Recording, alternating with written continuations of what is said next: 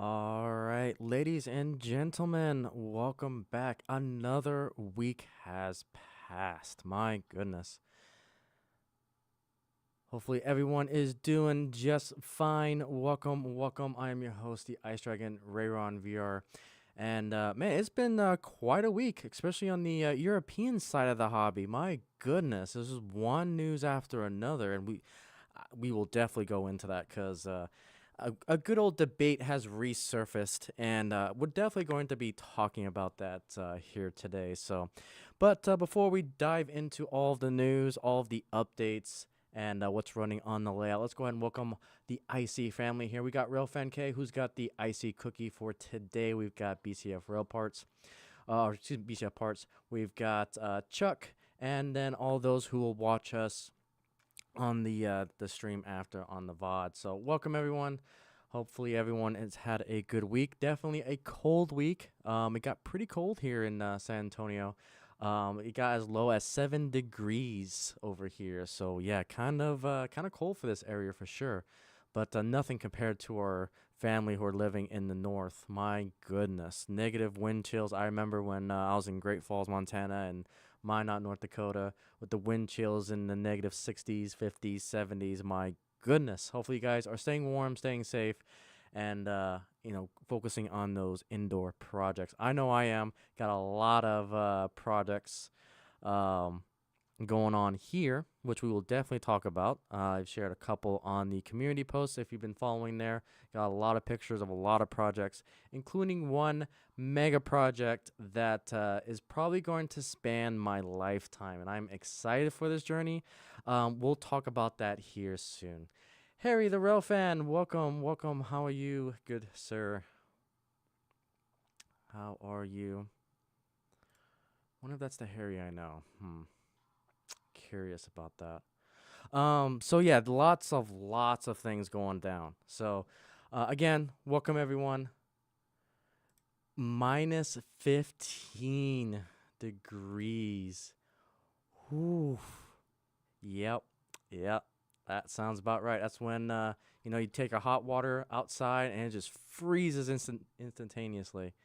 Absolutely crazy. Kind of a side note, I was watching some highlights from the Kansas City Miami Dolphins game, and it's like they were drinking their beer and they popped it open, and the beer didn't even make it to the floor. It just exploded into this little ice ball thing. Ridiculous, to say the least. So, oh my goodness. So yeah, we've got a lot to talk about. So we'll start off with some smaller news, and then we'll go into kind of the big news for the stream today, which is all the events that are happening in Europe. My goodness. So yeah, it's been crazy lately. So let's go straight over and yeah, yeah, it was crazy weather going on here in the U.S. No doubt about it. So let's take a field trip. We'll get some. We got a lot of news to cover, and then we'll go from there. So let's go to our first field trip, which is Broadway Limited. Something that I'm definitely got a couple on pre-order. They've got their first samples of the Sharknose diesels, and my goodness, do they look really good. So this is the Santa Fe. This is the Pennsylvania here in HO scale. Ohio Steam and Steel, how are you? Welcome. Yeah, these samples look gorgeous. I cannot wait for. I've got some Missouri Pacific on pre-order, and then I've got the two fantasy kind of military paint schemes that are coming in. So I am excited to get those. So they got samples coming in, very cool. And then the comment section will be the comment section. Again, it's not just isolated to scale trains. Broadway Limited has also been getting a lot of for lack of a better phrase, those who want other things besides the things that they've been announced, and it feels like I'm reading a for I don't want to go that far because that's kind of an insult, but it's been nasty when it comes to the comment section lately when it comes to these things. At this point, I don't care. I am happy that we're seeing some fantasy schemes come out, and really cannot wait. All right, so some other things. We've got scale trains coming out with Obviously, they're hypotypical. I am definitely hyped for hypotypical. I love that they're taking a risk going into some fantasy schemes and some what if schemes, putting them on different diesels that wouldn't typically be protypical. Again, I am excited for that. So we got the Gevos here with their paint schemes, respective paint schemes from the Class One railroads, and we also got a Fairmax here, which is pretty cool. They got a lot of hypotypical freight that's been coming out, so you can see all the announcements here. But yeah, kind of light end on scale trains. However, our wonderful let me see here if I can find it here. So I'll drop you guys a link here around the layout podcast. Talk to Shane Wilson, who's one of the presidents of Scale Trains. They were talking about kind of a state of Scale Trains a little bit, and they kind of announced some news in there, some nuggets of news. And Shane announced that pretty much they're gonna get another samples for their 611 steam locomotive from Norfolk and Western, and it looks like it's been pushed because again they were talking about last I heard it was going to be around January, February. Now they're looking like May, April timeframe they'll get that sample. So again, we're slowly getting these delays and pushbacks, and as long as they can get the quirks out of it, I'm still excited to see that 611 because I do want to pre-order it because again that's going to go for my Freedom train that I kind of want to build. Coming a little bit, it won't be this year now because everything's getting pushed back. But I'm hoping that we can do the what if, the Freedom train was to be pulled today and all these iconic locomotives would be pulling it. I can imagine a big boy pulling it, the 844, the 6111 or 611. But yeah, those are kind of the latest and greatest when it comes to that information. So definitely following that very, very closely and see what we get. Now, also, this is probably going to be a busy, not this weekend, but next weekend is going to be busy for news. And I'll see if I can keep up with it. But we've got Amherst coming out next week. And Amherst is typically the big Super Bowl, kind of the big convention, kind of the G4, if you will, of model railroading, where we get a lot of announcements. And we're slowly starting to see a trickle of those announcements come out. And so I'll do my best to try to stay on top of it. And we'll see what comes out. So definitely excited for that. Everyone's speculating what the next scale train diesel is going to be. There's kind of a meme going around saying it's going to be another 4-axle. We'll see. We shall see what happens with that. So again, to all of those who are going to Amherst, hopefully you guys have a fun, safe trip over there. Again, I won't be able to head over there to Amherst, so I'll just be hunkering down here in Texas. Our next train show is going to be in the later end of February with the San Antonio Model Railroad Association train show. It's the smallest of all the train shows, but you can find some really good deals where I got a lot of my Mopac power coming from that train show. So I'm excited to see what deals and bargains we can get. So that's kind of on the horizon for right now. All right, and now for kind of the big news that happened over the last couple of days. Again, I don't know if it necessarily affects here in the U.S. too much, but our international family definitely got hit hard. So within the course, I would say about a week, maybe 2 weeks, they had two major entities over there in Europe kind of closed down. They had Hattons, which I believe was one of their big hobby shops that were over there, and kind of railroad distribution centers over there. They officially closed. And then they had one of their big train shows, the Warley National Model Railroad Exhibition, closed as well. And kind of got some statements here. Let's see. If you want to see the full, I'll give you guys the links here to all of these websites. So there's that one. And then there's this one where they actually got to interview the owner closing of that store closing down. But here's some official statements, which again has brought up a slew of conversations. Is the model railroading dying? Is the next generation not picking things up and so forth? And so it's quite interesting to see this topic reemerge again, because again, this was something big that we talked about during the National Model Railroad Month in November, and I kind of talked about the state of the hobby and so forth. And so once again, this conversation has popped up again. So you bought a lot of stuff from them. Oh, what things did you get? Kind of curious now. So yeah, Hattons. And I don't know the full story. This is the first time that I've really heard of Hattons, but a lot of the European YouTubers that I watch, everyone made a video about it. It's like, okay, this is kind of a big deal. And so I figured, you know what, we'll just talk about it for a little bit. And there's some interesting nuggets about, the state of the hobby. So here's some of the official announcements from these particular companies here. So again, I'll post all these links here so you guys can read for yourself as well. But so the Wally National Model Railroad Exhibition 2023 was another successful event. Many thousands of happy visitors attended, and we have received many positive comments. The quality of the layouts, again, were high and were well supported by many traders, societies, and displays. You bought UK models? Gotcha. So the exhibition, run by volunteers, delivered a show for over 30 years. But the members have considered the present market conditions and their ability to deliver what is complex undertaking and have concluded the time has come to cease holding an exhibition at the next for the foreseeable future. So diesel, steam, and freight cars. Gotcha. And then, so this will be very disappointing to many people, including visitors and exhibitors alike. However, we are an aging membership, and we have to be realistic about what we can deliver in the future.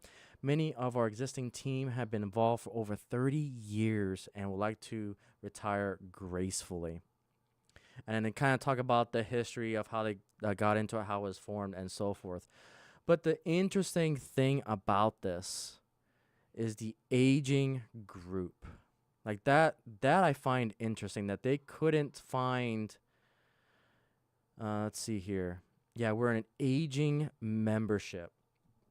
So again, we kind of talk about the old ways of model railroad. Again, train shows were pretty big, and we always wonder if we're going to be able to pass this torch along. And unfortunately, it doesn't look like that's the case. And I've always said it, the state of the hobby, we're in a time right now where it is definitely transforming. Well, it's trying to morph with the ages. And we're starting to see, a lot of the younger crowds go to YouTube, go to online resourcing, trying to find ways that they can even afford the hobby and so forth. And so the hobby, it's interesting. It's going through a transition period that we're seeing full time. So we're starting to see a lot of the old ways of model railroading, sadly, die, close, and so forth. But again, we're starting to see a rejuvenation of the hobby in other mediums, other platforms, other venues.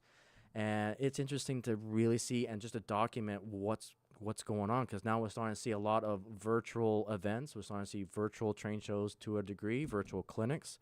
And so that part of the hobby is now basically growing to what we've never seen before.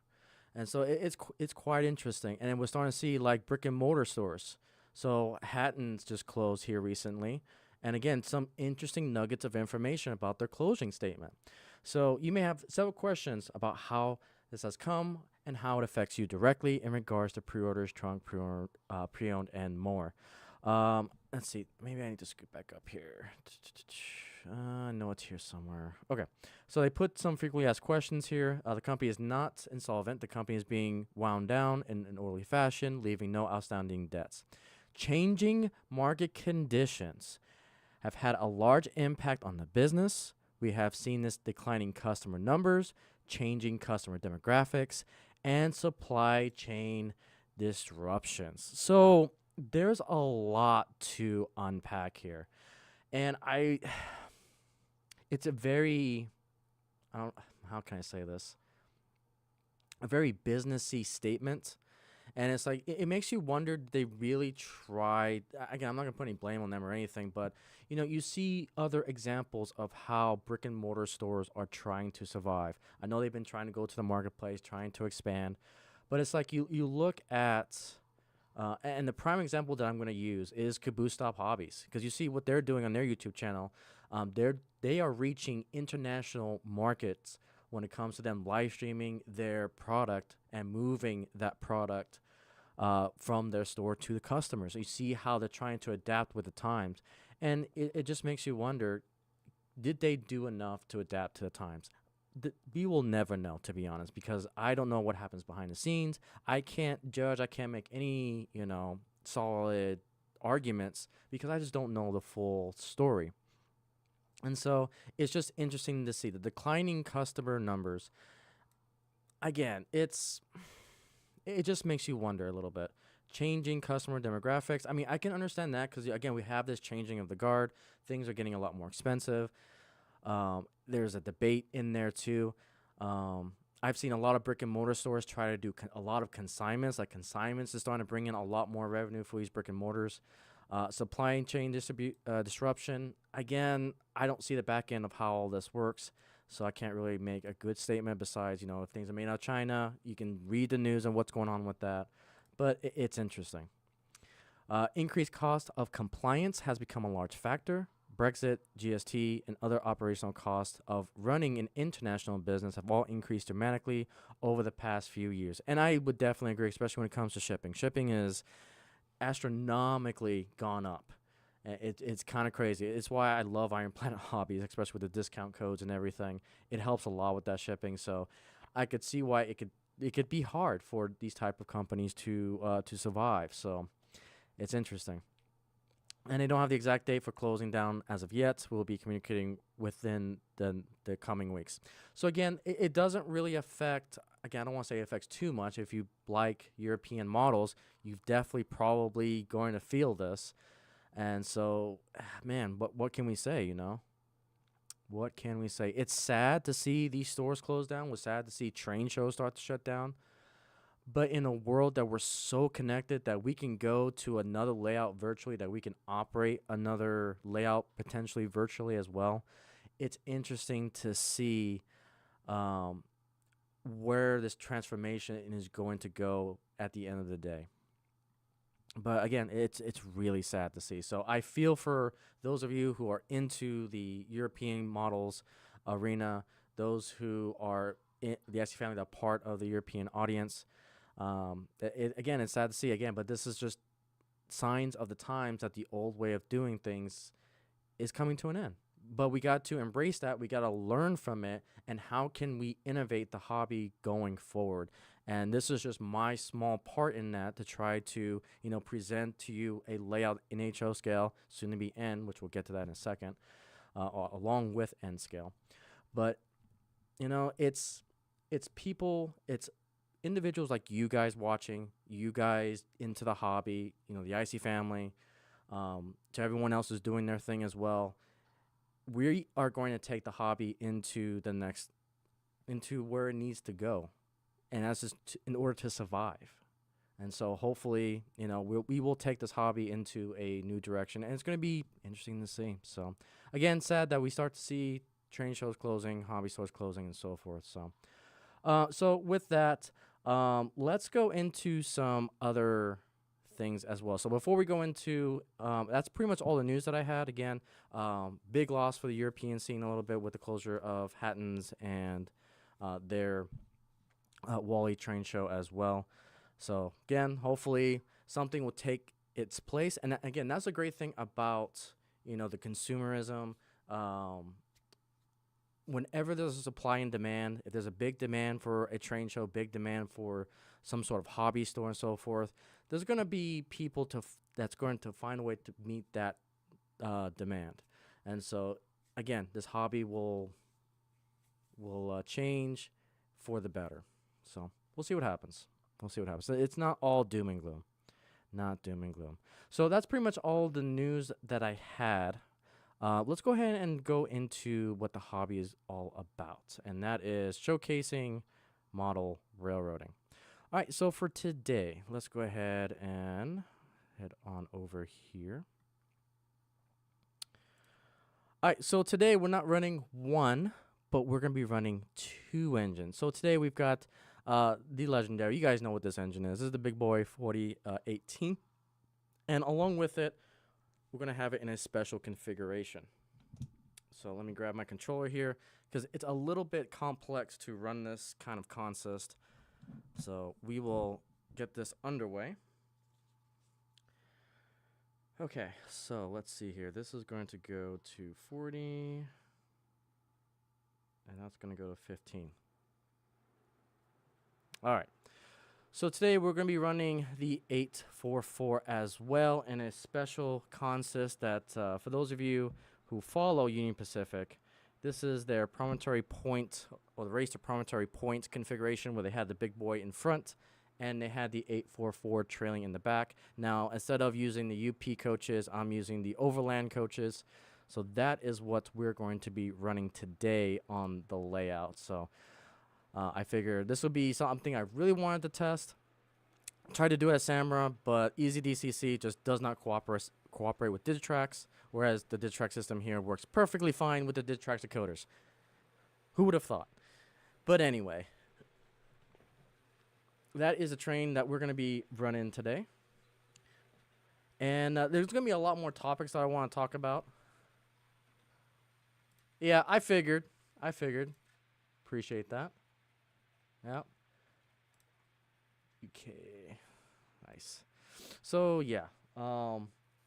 Ran a couple times just to make sure it worked, and I had to get the speed matching just right because I don't consist with these two.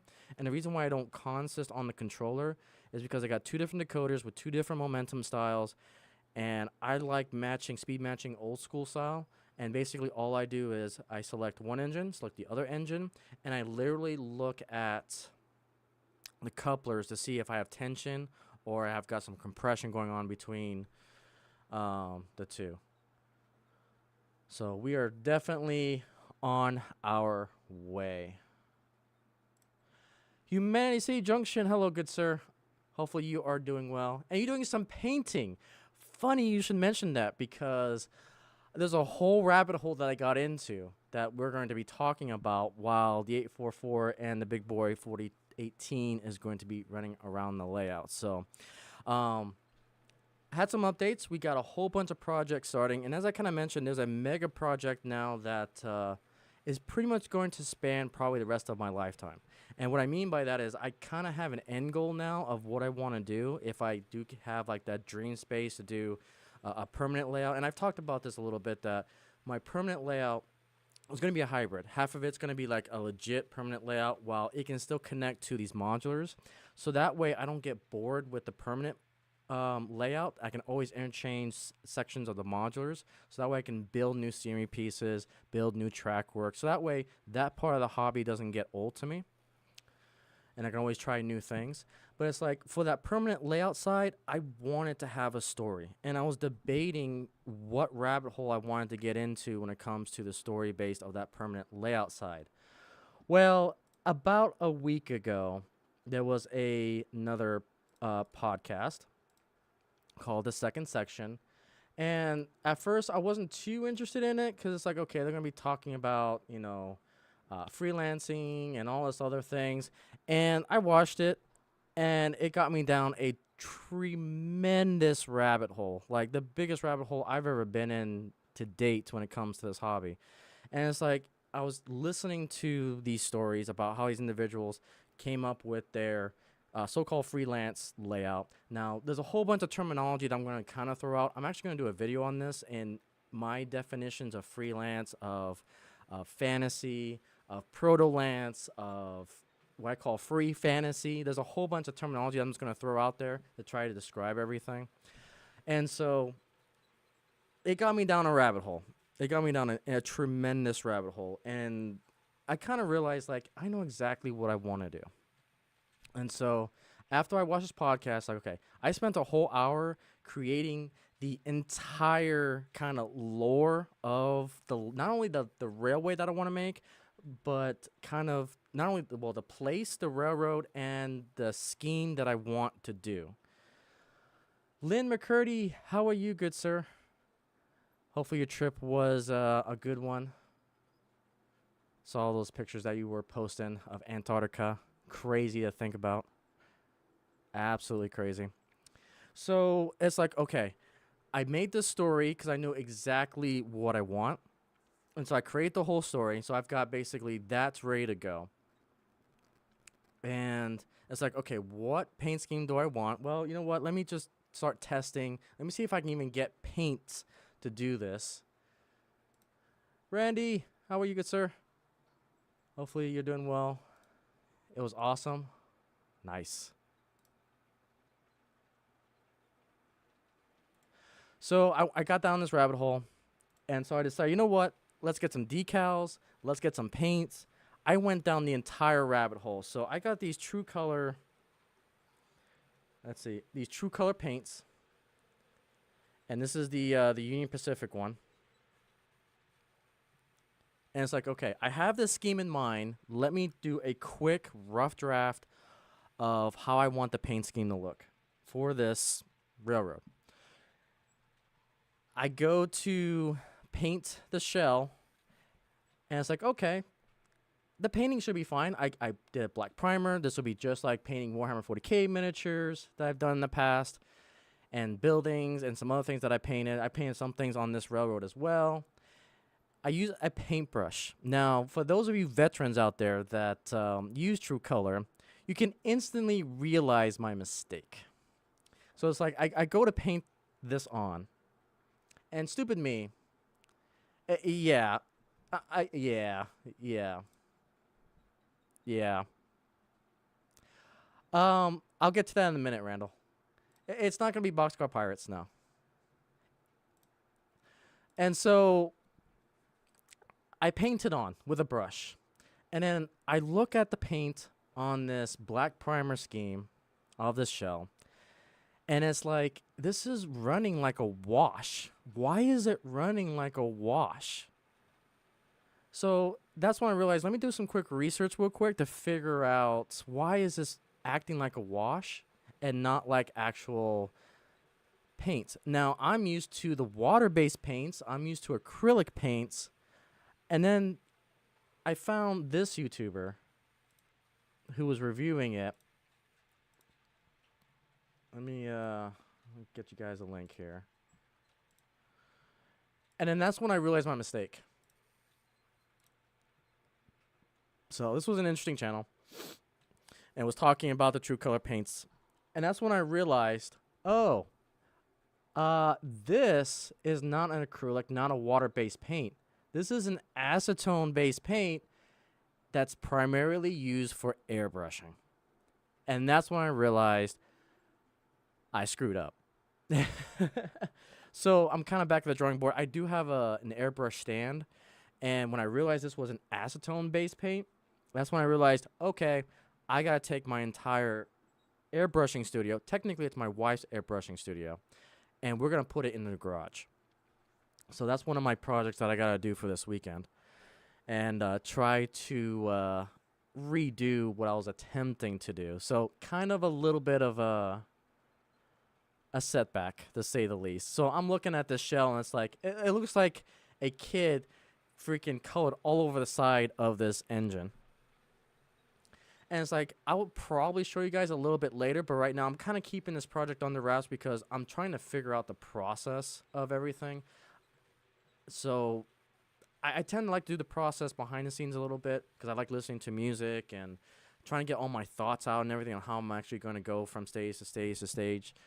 So, yeah, it was really, really sad. So, yeah, as soon as I realized this paint is exclusively and best used for airbrushing, that's when it's like, okay, I got to change my whole process of doing this. But I do have a paint scheme concept. It didn't go too well on the first try because, again, I used a brush.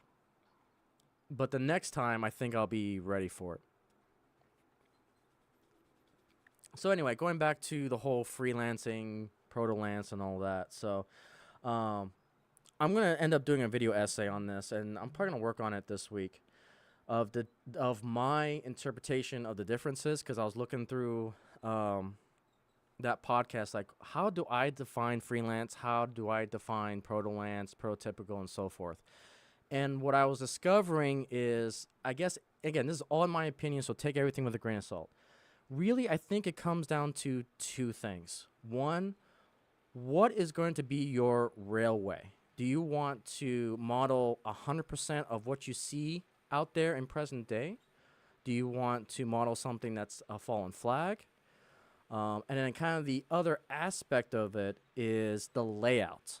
Now, I assume there's always going to be what I call the law of shrinking or law of deminiaturizing or whatever you want to call it,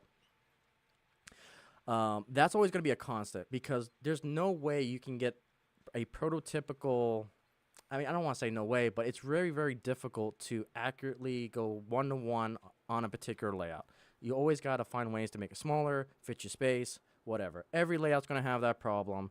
It's just a constant, in my opinion. So I guess that's where things kind of start make a little bit more sense to me. So this layout is what I think I will call a. Let's see, how did I call this? A free fantasy layout. Now, what I mean by that is you got the freelance side of it, which is I run whatever I want. Nothing's prototypical, with the exception that these engines, these coaches did exist at some point in time, but they're not the right consist. And the reason why I call it fantasy is because this layout doesn't represent anything on Earth. And so that's where I get the fantasy portion of that.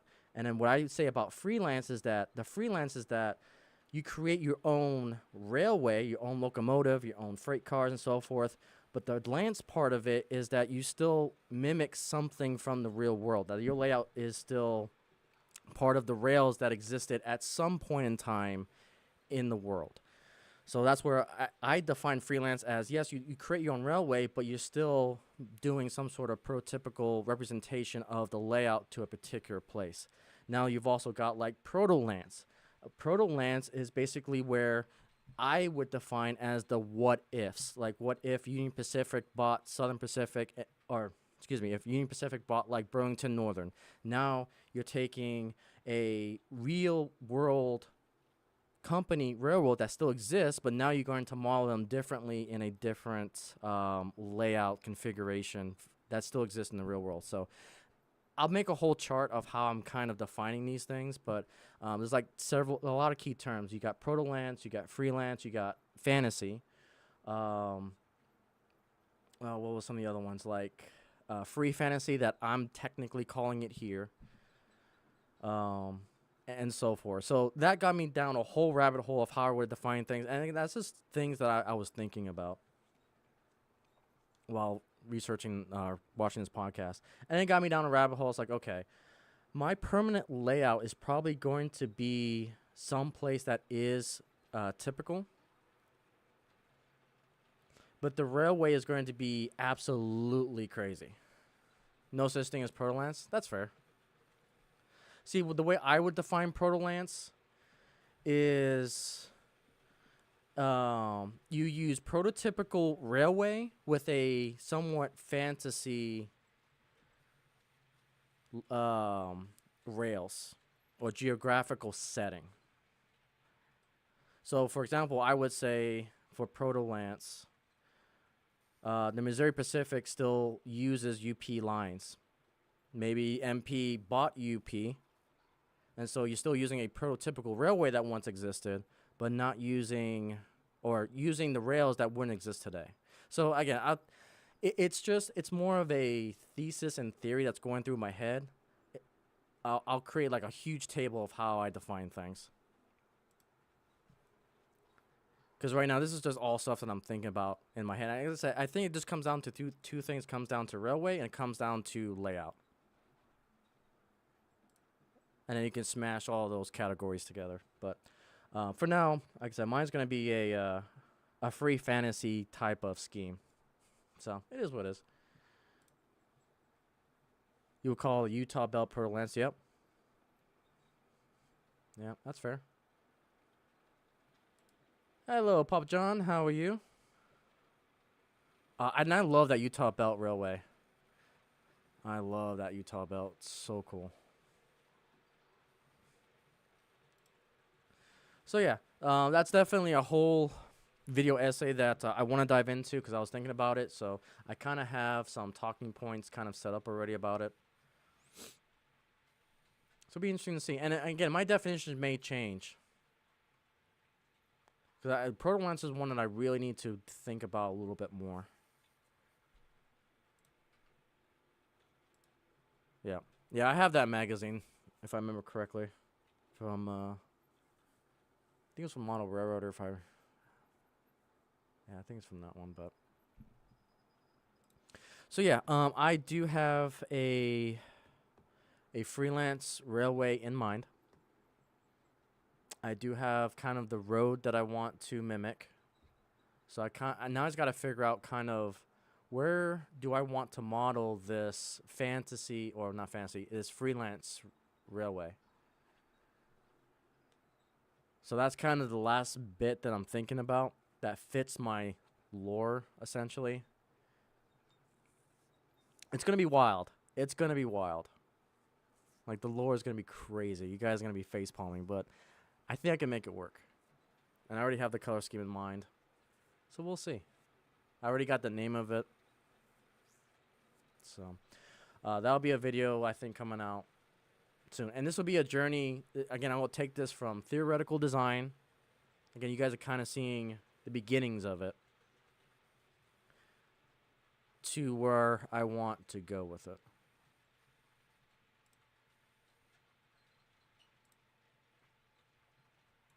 But yeah, it's gonna be interesting.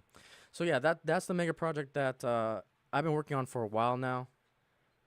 And Randall, if you're still in the chat, again, if you're looking, don't worry about it. But kind of something else that we were talking about. So Randall the other day had a good stream, and we were talking about fantasy schemes. Should trains incorporate like anime type of box cars? You know, things that are kind of appealing to a younger generation, perhaps, to get more people into the hobby. And so those are great discussion that I kind of want to add my 2 bits to on this stream. So I will go ahead and leave a link to that stream. It was actually pretty good. A lot of good things talked about. We were talking to Scott Rails in that channel. Definitely subscribe to Scott Rails. We're pretty good as well. And we were talking about like, oh, what happens if they made a like a Batman train, a Wonder Woman train, and so forth. And it's like little old me. I found these two. There's a Batman boxcar. There's a Wonder Woman boxcar. And it's like, of all places to find these. So kind of a story behind it. Went to my local gaming store. They have like Pokemon, Warhammer, Yu-Gi-Oh, manga. They have the Sideshow collectibles. They have all these other things, you know, pop culture related stuff. And it's like, I'm just sifting through the manga section and the graphic novel section a little bit. And it's like, I see these 2 freaking boxcars just chilling at the very top of the shelf. And it's like, I grabbed those in a heartbeat. And unfortunately, they didn't have like a price tag or anything. And it's like, I went over to the cashier and, you know, I asked them, hey, are these for sale? What's the price on these? And so they looked at their computer and everything. It's like, they actually had a donation of a DC train. But the rest of the train, they don't know where it's at. So they're just still trying to find it. But the guy was saying, it's like, I'll sell these for $5 a piece. Like, perfect. I'll 100% take it because I love this type of stuff. And so if they find the rest of the train, they're going to sell it to me. But it's like, it's stuff like this I wish I can get more of. They're getting harder and harder to find. But yeah, again, great conversation of seeing these type of fantasy schemes, licensed type of boxcars and so forth. We see it a lot in Lionel. And we just wish we can see it more in HO. N-Scale, you guys got Kado, you got Microtrain, so I don't want to hear it from N-Scalers. I'll take what I can. But when it comes to HO is kind of hit and miss when it comes to like licensed products. I know there's Hathorn Village that has some stuff. The Bradford Exchange, which again, it's stupidly expensive, and I think most of the stuff comes from Bachman anyways. That supplies them. Yeah, and that's what, and going back to Randall's stream the other day, that's what we were talking about. We were talking about the good old days of Tyco. And I agree to the point that we still, what is missing in the marketplace right now is the very early, affordable, cheap DC sets. And they made a good point that, you know, train sets today are just very bare minimal. You get the track and you get the train, and it's typically the one that really has the market share is either Bachman or Walthers.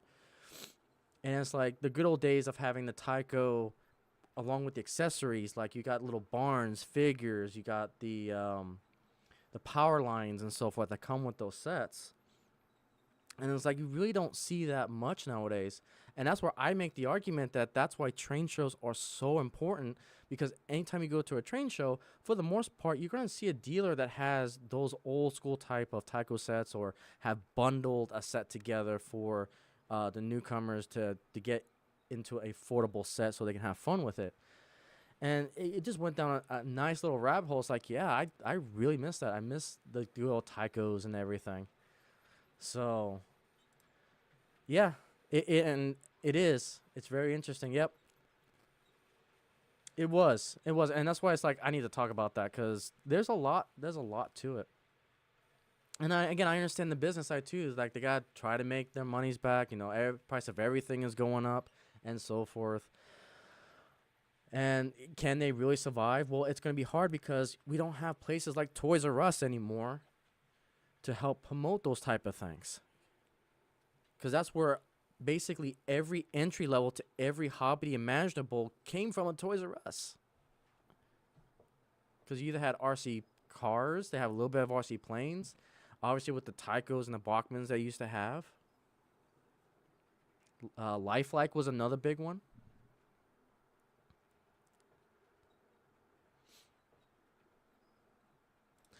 Yeah, and yeah, we went to that whole rabbit hole that when it comes to anime, Kato's got that kind of,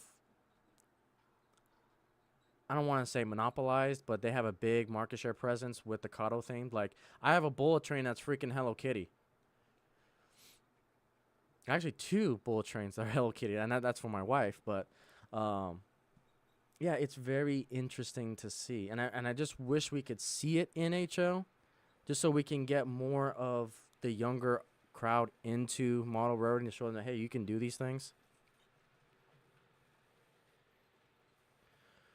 And that's why I think N Scale and especially Lionel is doing really well. Now, as soon as you realize how expensive Lionel is, that's when they either start looking for a small scale or get out of the hobby. But that's neither here nor there. But it's just so interesting. Just so interesting. So yeah, that was a pretty awesome conversation. Like, I got these box cars that we were just talking about. So yeah, a lot of good topics came up this weekend about just the hobby in general, and I love these conversations because we got to have them. We really do. We got to start thinking about how can we get the next generation into things. What ideas can we bring? Because otherwise, we're gonna start seeing like all these train shows go under. We're gonna see a lot of these mom and pop stores go under. What can we do to innovate and reinvigorate the next generation to get into this? And that's where I'm a big advocate for YouTube. Because we're all on here. Like, if it wasn't for YouTube, I couldn't really, it would be really hard to showcase these type of things. And never had I dreamed that I'll be able to showcase, an 844 that's running right there that I've had for almost 20 years.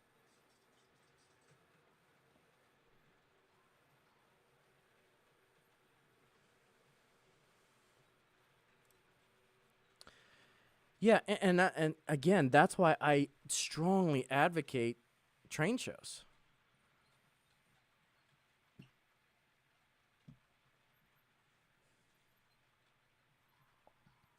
Just realized I'm a little bit behind chat here.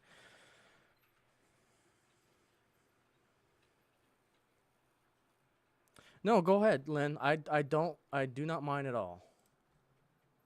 Sorry, my chat is actually frozen. Okay, there we go. Superman, guard your trains. No, I mentioned them away. I have no problems with that, Len. So classic model trains. Yep. There you go. Yeah. Yep, yep, yep.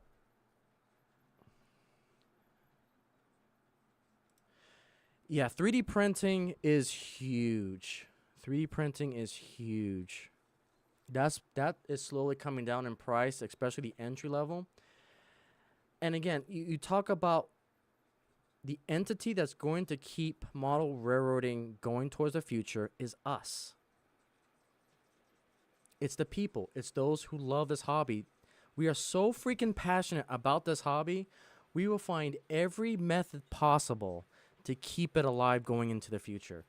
And the perfect example of that is 3D printing. hands down.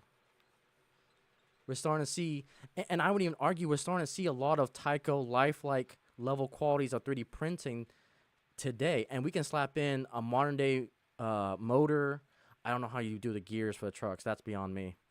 But, you know, we got the decoders that we can put into it and everything. It's just amazing to see that we're almost to the point where you can 3D print a workable locomotive.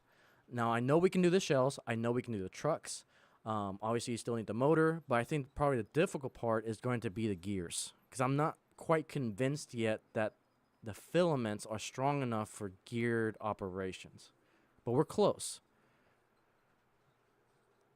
I think we're close.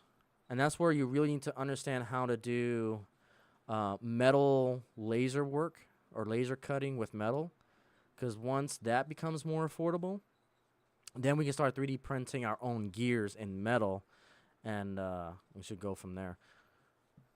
But again, that is very early level, early entry knowledge that I know of about 3D printing and laser work and so forth.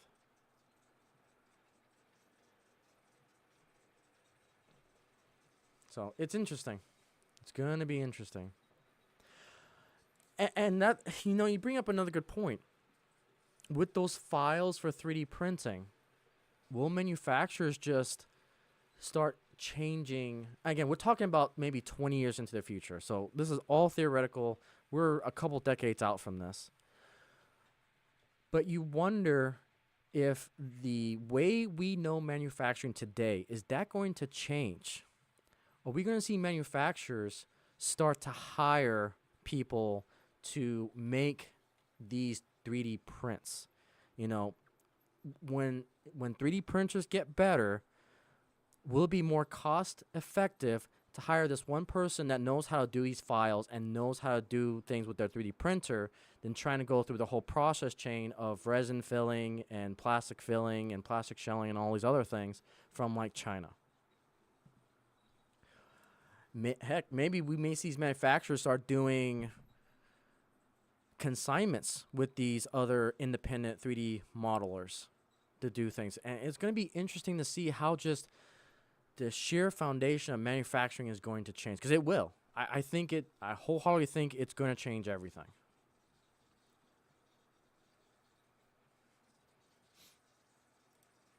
HO race cars, the old school Tyco slot car racing. Yeah. That was the hobby before I got into model railroading.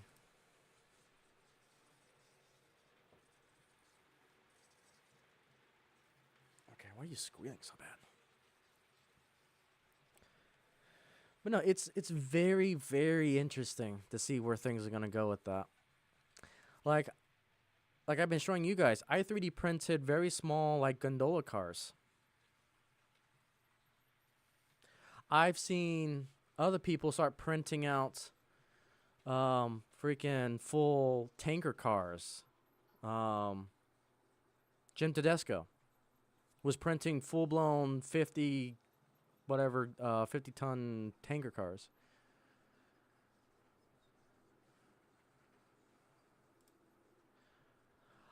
So for now, yes, I agree.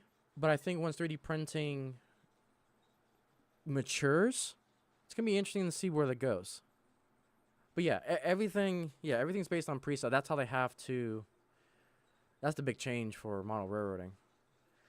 Whether I agree or disagree with it, it's kind of a necessary evil.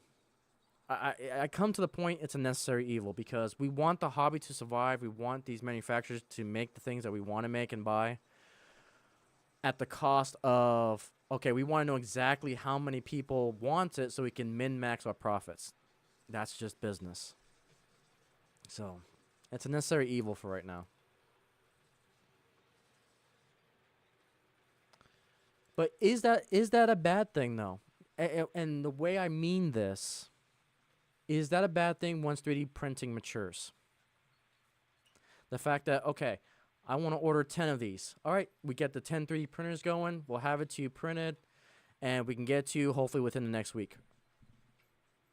It could actually, at the rate of manufacturing from 3D printing, it could actually help get away from pre-ordering, or it'll be used in conjunction and actually benefit the customer, because it's a win-win all around. Because I can see a world where if we want to buy, let's just say a GP30, for example. Like, I want a GP30 from Scale Trains. All right, Scale Trains, they then commission that order to their 3D printer management team, or whatever you want to call it.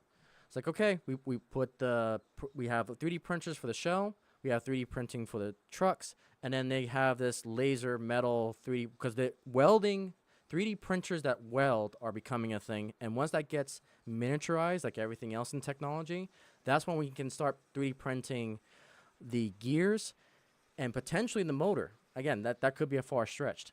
But then they can all do that within maybe a week. They can have that order ready to go, so maybe 2 weeks. So that way they don't have to spend the money marketing, saying, hey, get your pre-orders in. And now I think what we can start to see, instead of seeing a year, 2 year, 3 years of pre-orders for them to send everything to China and get it shipped all the way back, I think with 3D printing, that's going to be eliminated. And that time's literally going to go from years to weeks. And so right now, pre-ordering is necessary evil, but I think pre-ordering when 3D printing gets better and with 3D welding gets better, that's going to change everything. So I think if we can hold out for these next couple of decades for that to get better, I think the hobby would be in an incredible golden age for everyone. But again, I could be thinking utopian type of an idea. I don't know. I just see the potential behind it. Without coming to fruition, I don't know. Only time will tell.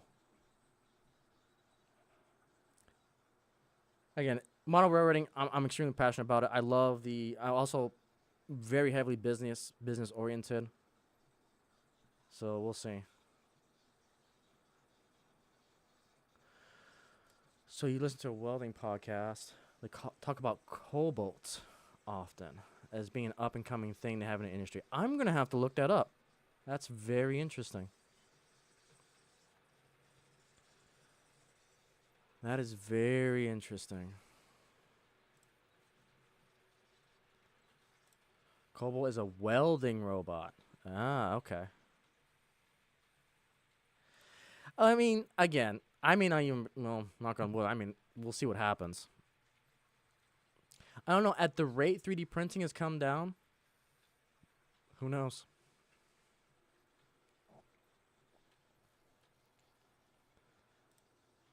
Again, when I talk about these things, it's 100% theoretical, and you can take everything I say with a grain of salt. Because again, I am a think tank when it comes to these type of topics. So I just tend to think about all of the what ifs.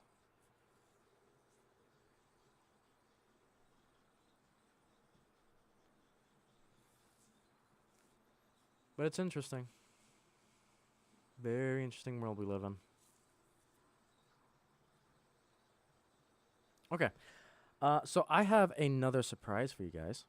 So we were talking about projects that we were going to do for this year, and this week I started a whole ton of projects. I started the freelance railroad project, which there'll be more videos coming out about that. There is some other things that I'm showcasing. I'm going to start practicing my scenery, and so I've got a way to do that. Because before I touch this layout in scenery, I need to practice again because I am rusty. And I've got a way to do that. And so that'll be coming up.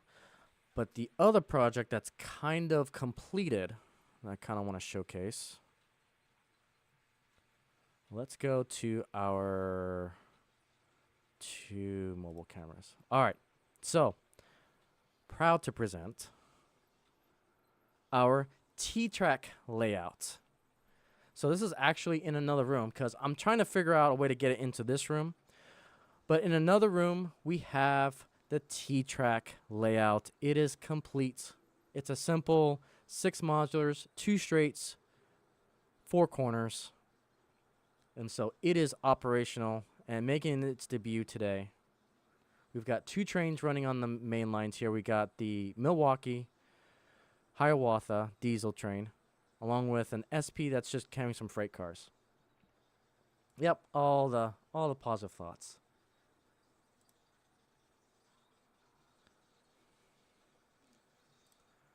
Oh, Len, you will always be running trains.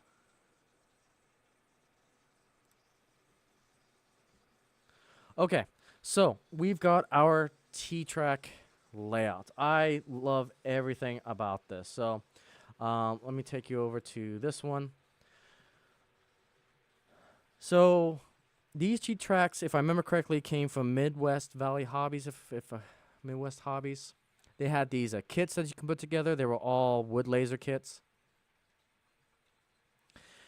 And we finally completed them. Now, I did run into one headache with these modulars, and it wasn't even with the modulars themselves. It was more of Kato.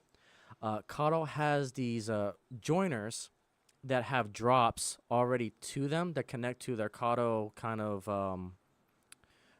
wiring connect system.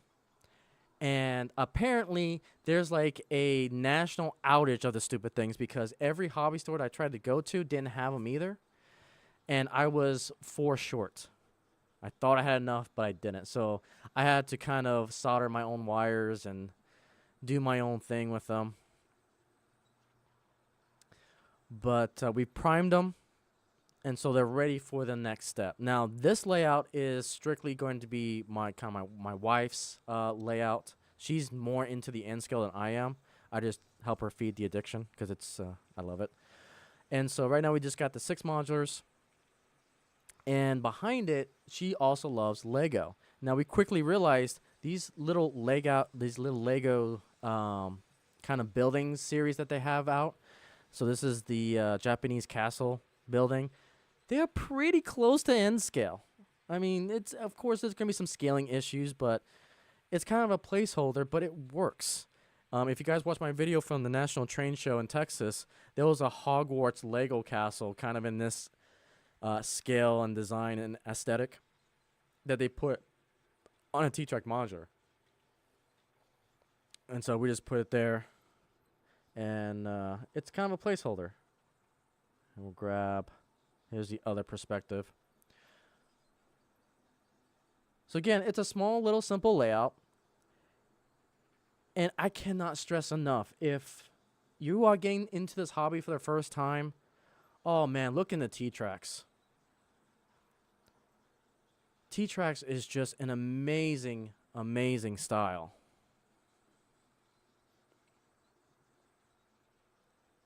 That you can convert from DCC to DC. You can have the outer rail be DC while the inner rail being DCC.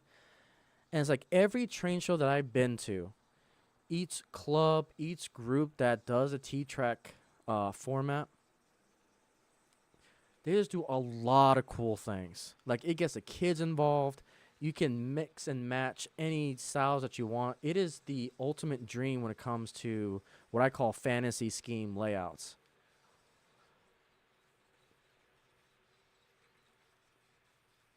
And so this table can support a whole bunch more of straights. I could probably add maybe 2 to 3 more like section straights.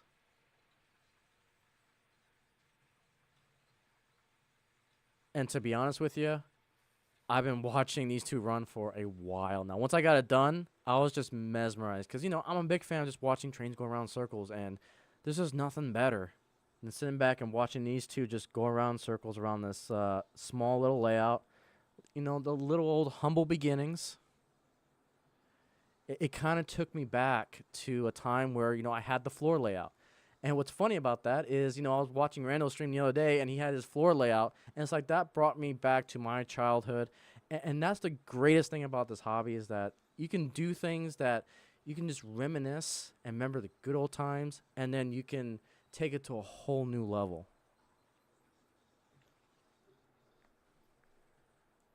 Absolutely amazing. So N scale is going to be a nice little expansion to the channel.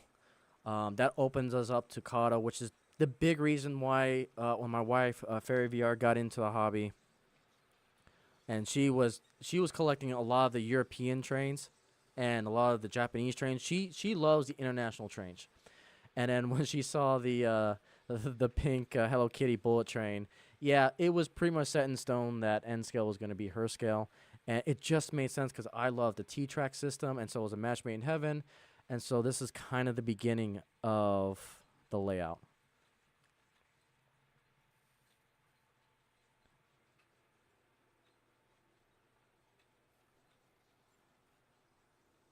Yeah, definitely excited to see where we can take N scale.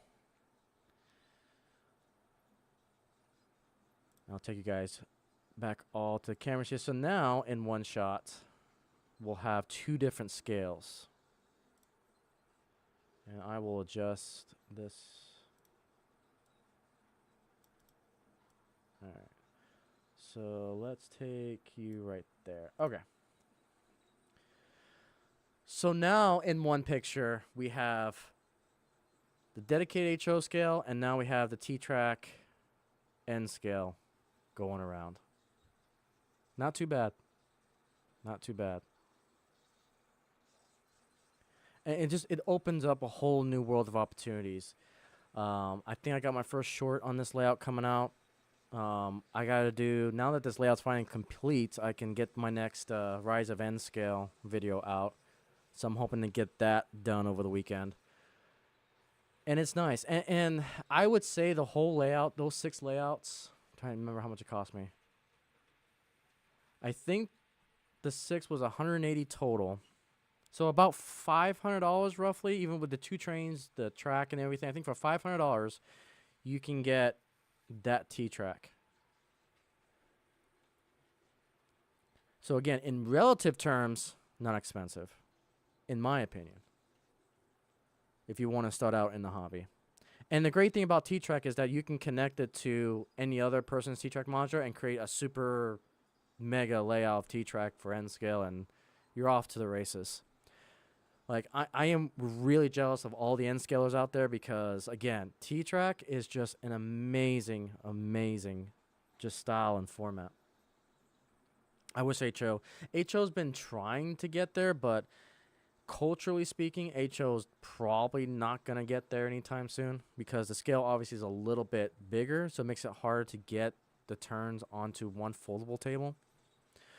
But I can't remember where I saw it, but there was a train show that I saw online from pictures from, and they actually took the T-Track standards into HO scale. Now, I don't know if that's going to take off or not, but we'll see.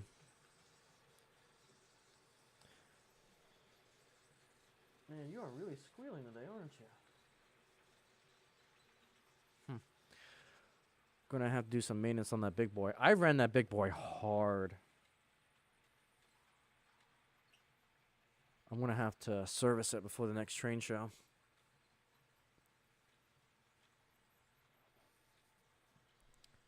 But, yeah, appreciate all you guys' support here. Yeah. Yeah, it's a nice little layout. And it's just to get our feet wet with N scale. And now we can expand upon it, practice our scenery work. Those were definitely some of the reasons why we wanted to get into it.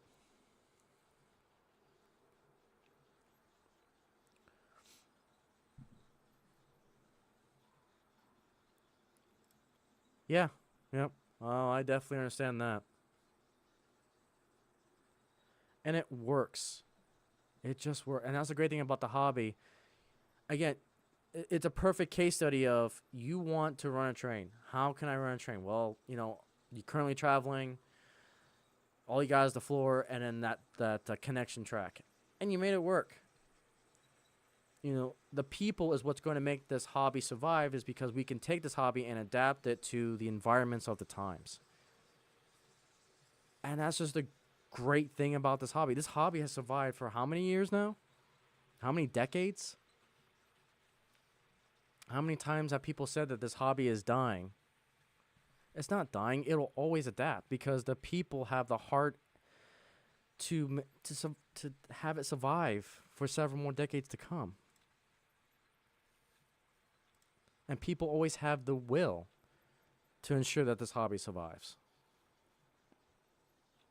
That's why I always call it the world's greatest sandbox hobby.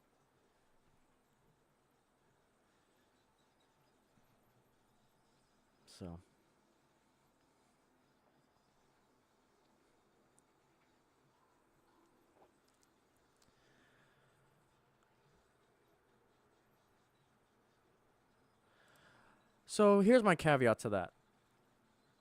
There's always ways to get around running on the floor. Like, and you guys talked about it perfectly on your live stream yesterday. You can put pieces of paper underneath it. You can put you can put pieces of wood underneath it. My biggest advice, if you're gonna run on the floor, just run a diesel that you know how to maintenance on. It would be my suggestion. I wouldn't take like an old Bachmann split frame and run it on the floor. Because good luck trying to do the maintenance on that. Or maybe a steam engine. Steam engine will probably be another one. But if you know how to maintenance and service those diesels or locomotives that you're on the floor, go ham with it. Go absolutely ham with it.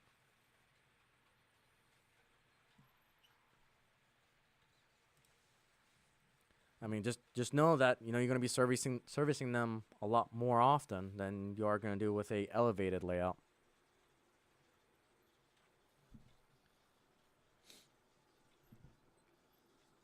But yeah, kind of crazy. I also want to appreciate all you guys so much. The Icey family is almost 4,300 members strong. My goodness, guys, you just absolutely killing it. Again, thank you all for dropping by, for leaving likes, comments, and all that. Again, not mandatory. It just helps the hobby grow. It helps getting other people into the hobby. That's really the only reason why I asked, because we can share the hobby and get it out there. And again, if you don't like my style of presenting the hobby, there's plenty of other streamers out there. We've got Randall, Ohio Steam. I think you've been doing some stuff lately. Lynn McCurdy's got some stuff. BC Parts has got stuff on Instagram. Humanity Junction does a live stream weekly. There's so much out there. And again, I'm only one small little spot in this hobby. Yep, running old blue box. Yep.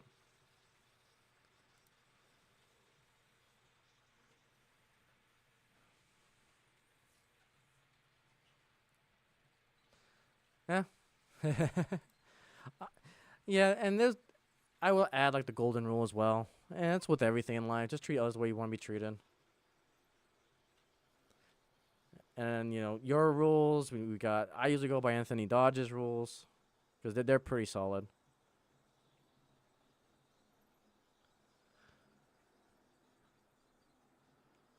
But yeah, if you find my channel, for those of you who are new, I hope that I can bring you into the hobby and find your passion in it and find your place in it. That is my ultimate goal. I've always said it. It's been the main motto of these live streams. Is like, it's the gateway to model railroading.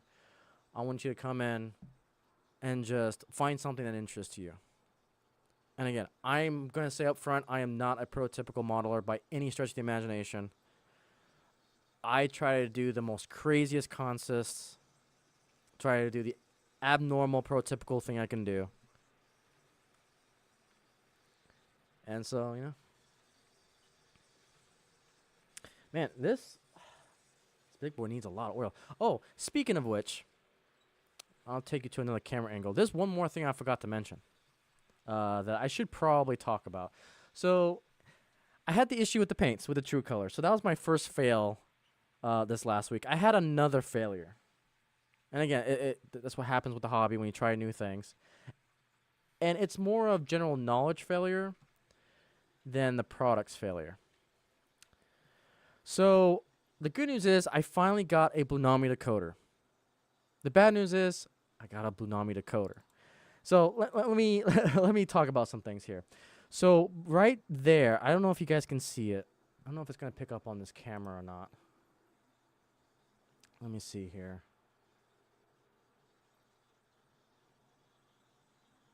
I'm just seeing the replay. Oh, I should probably get rid of. Hang on, give me a hot minute. Yeah, you guys can see it. Good. Let me bring the phone camera away. Okay, so this little bad boy right here, For those of you who are PRR fans,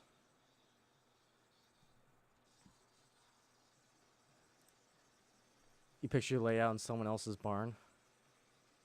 I mean, that's not necessarily a bad thing, though. That just means that your layout is going to survive, you know, well into the future. No failures, just learning. It's, I guess, in the famous words of Bob Ross, it's a happy little accident. It's a happy little accident. Got a lot of track. Nice. Again, not necessarily a bad thing. So once the train goes by here. So those of you who are PRR fans will instantly recognize that shark nose. So that is a T1 that I have. That is a, oh man, I want to say it's like a 20-year-old T1 from Broadway Limited, BLI. So it's part of their old school stealth series. Again, they didn't call it stealth back then. They just called it like the Blue Line series. Let me see. Yeah, it was. Yeah, so it was considered their Blue Line series where they had speakers and it was DCC ready. You just had to slap a decoder in there. So little old me thought that I could, okay, let's take this Blunami decoder, let's shove it in that engine and see if we can make it work. Well, things went well for like all of 5 minutes. And then there was a lot of quirks. And again, I don't know if it's the Blunami decoder or if it's just me being really stupid. There was some, or maybe the app is not, there's some bugs with the app because, again, I'm running the Blunami app on an Android phone, and that's currently in their beta phases. So there's going to be a lot of issues, a lot of bugs, a lot of gremlins that's going to happen. So you add the beta version of the Android app plus a 20-year-old motherboard that has never been run, never been tested before, and you slap those two things together, that's always going to equal issues. And I should have been smarter about this. I thought this was going to be the perfect engine to run the Blunami. It's a Steam decoder, 2200 Steam decoder. And it was working at first. I was in heaven. The sound was working. It was running on the Blunami app. And it's like, yes, I'm in business. And then I decided, let me test some other things. And that was my famous last words. So what I wanted to try was that you should be able to go from the Digitrax system to the Blunami and be able to steal the locomotive between the two Blunami and the engine driver app. That went south very, very quickly. So the first issue I ran into, the engine driver could not steal from the Blunami. I had to literally close my Blunami app just so I can steal it, and I could steal it about 50% of the time. And what I discovered, the best way to do it is that you have to reintroduce the power to this locomotive before I could steal it 100% to the engine driver, which is a pain in the rear to begin with. And again, I don't know if it's because of the app. I don't know if it's because of my Digitrax system. I don't know if it was because of my freaking engine driver app. So it's like I went back and forth trying to steal the engine both ways because I was fascinated with it. I wanted to do that. And yeah, it just caused me a lot more headaches and rabbit holes than I expected. And then when I tried to steal it back to the Blunami app, the sound on that engine completely turned off. And I started to try to program. I could program the number from the Blunami app into that decoder. So I was able to see that number on both sides. I didn't need JMRI. I just programmed it from the app, which is what I love so much about Blunami. So I programmed it, and that's when everything kind of crapped the bed on itself. So I go to reselect on the Blunami app, and the sound went out completely. It does not function with the lights anymore. It does not function with the sound anymore. And so it's like, what did I do? Did I like fry this decoder already? Did I do something to fry the motherboard? I don't know what I did yet, and I'm still trying to figure that out. I got to swap it out for a different decoder to see if the sound still works. But that wasn't the only issue. Did I mention that this is a 20-year-old engine? So I run the engine. It's like, sweet. It's working just fine. I can see it's a, if I remember correctly, it's a 2442 style steam engine for the T1. I run it for, about 5-10 minutes with the Blunami app. And then I saw that the locomotive was slowing down. And it was over here on Harbor Point that I look at the engine, and it's like, the front trucks are slipping, and the second pair of trucks are not moving at all. For those of you who know, that's never, ever, ever a great sign. So my trailing trucks are not turning, but the front are. And there's only 3 things that causes that to happen: bad wiring, bad drive shaft, or bad gears. Or stripped gears. I have yet to open the locomotive up to figure out what the issue is. But based off my experiences, I think my drive shaft has disconnected. I'm praying that's the issue. Because if it's just disconnected, I can just reconnect it and it'll work just fine. If it's a stripped gear, it is a shelf queen for the rest of the time. Because dealing with gears is especially if you don't have like a donor engine, gears are like the one thing that's really, really hard to fix. Like really hard to fix. So I gotta open her up and see what happened to that T1. But that T1 right now, I gotta rip out the Blunami decoder. I gotta see if that's still functional. I still don't know why I lost the sound. Or because I lost sound and lights, which I don't think is the decoder. I think it's actually the motherboard. But the motherboard still controls the motor function, so I don't know. It's a long list of gremlin issues that I have to troubleshoot. So the good news, like I said, the good news is we're in the age of Blunami finally. The bad news is I have no idea what's wrong with it. And at this point in time, I just don't have the time to open it up and see what's going on. So for now, it's just going to be a shelf queen. Because I really wanted that T1 operational for, again, going back to... oh, yeah, and that's true, too. No, I totally forgot about the grease. Yeah, it could be the grease on the axles as well. Yep. No, you're right. I totally forgot about that. That's true, too. That would be an easy fix. You just take the grease off and you go from there. But yeah, that's one thing I got to do. All right, Pop John, take it easy. Yeah, I know it's getting late for all the people on the East Coast there. And again, definitely stay safe. It's been cold the last couple days. So take it easy, my friend. All right, so I'll take you guys back to... Ooh, excuse me. We'll take you guys back to all the cameras. So yeah, that was fun. That was fun.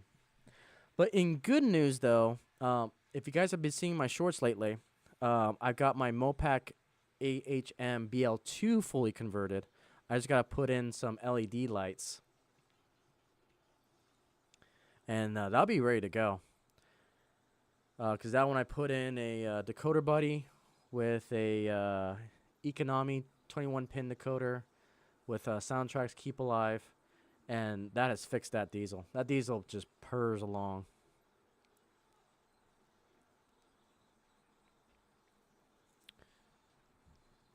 So yeah, that was definitely a trip.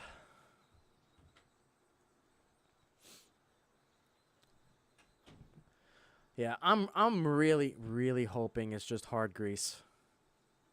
Matter of fact, there's one way we can test that.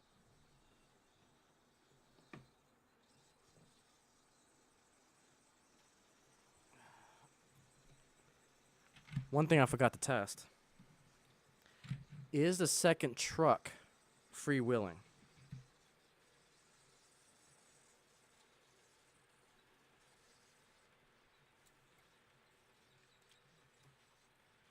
Because that'll instantly tell me if it's grease or not. So let's see. That's a good sign. So there's tension. It doesn't want to move, which tells me that the gears are not stripped. So that's a good sign. So yeah, it may be hard grease. I think you're on the nail there. So I'll give this a good service. And then see if we can get the T1 operational. Because originally, I was going to do the T1 today with the Blunami to showcase the Blunami. But when I started having no sound, I was having all those issues. I was kind of against it. But I kind of want to put it back on the track and see if it actually runs. I'm curious. Montville Railways, welcome. How are you? Welcome, welcome. Looks like this is your first time here, so welcome. Welcome to the chaos that is the Icey Railway.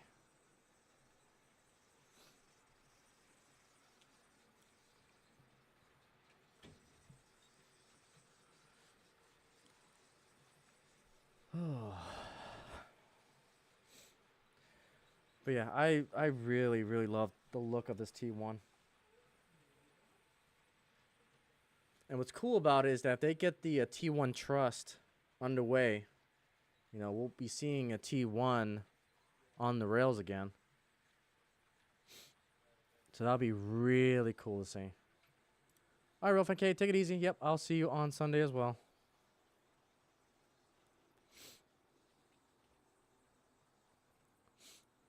All right, let's take a look at some different views here.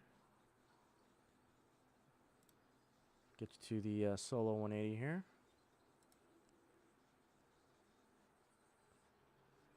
I appreciate that.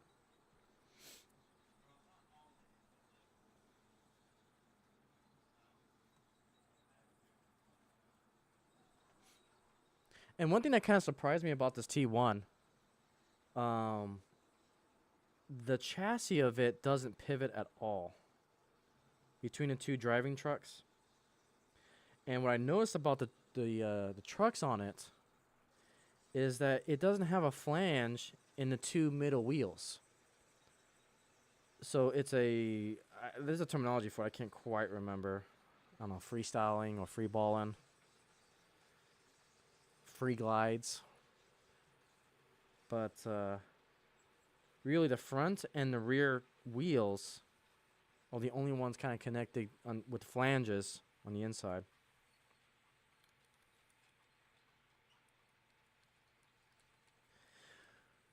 So yeah, I think you're right. I think it's grease.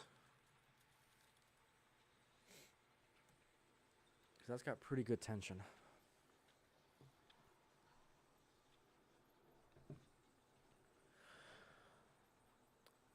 All right, let's get you guys back over. Okay, we got the train coming back here. So again, those of you who are just joining us, again, looks like we got a lot of people in here. Again, appreciate all you guys being here on a Friday night. Of all things you guys could be doing, you guys are here, relaxing, watching these awesome, legendary steam engines go around in circles here. We've got the River Rossi 4018 Big Boy, along with the Atherin Genesis 844. We got the Scale Train Tenders, along with our River Rossi coaches of the Overland Union Pacific steam engine. Additionally, for our debut, we've got our N-scale T-track layout is fully operational. So that's these two guys right here is a 6 modular set, 2 straights, 4 corners, going around our Lego Japanese castle. So debuting today on the stream. For all you N-scalers out there, we finally got it done. So we'll get some more N-scale on the channel. Be good to go. Oh, you're from Australia. Then I'm sure you probably know Artie, the Aussie-American railway over there. Good old Artie. And I told Artie this plenty of times. The one steam engine that I really want from Australia is the Garrett. I need to find a way to get an HO Garrett. That's on my bucket list. That is definitely on my bucket list to get.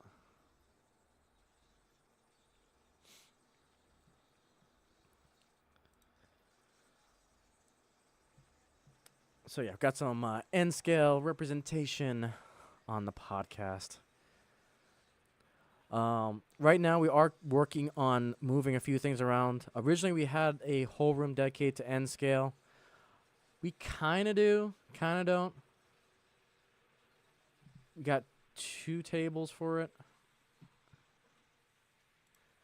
Yes. Yep. I think my Harbor Point modular, I think, is like 25, 26 radius, and the T1 went through it just fine. But you can see, it's so weird to see because you got the 2 inner wheels that just hover over the tracks, and it looks like it's going to derail. Well, because it doesn't have the flanges, it allows it to turn easier. Yeah, I have heard about that, Ohio Steam. I'm debating. I think I need to do the pre-order soon, and I think I'm going to pull the trigger on it. I think I'm going to do it.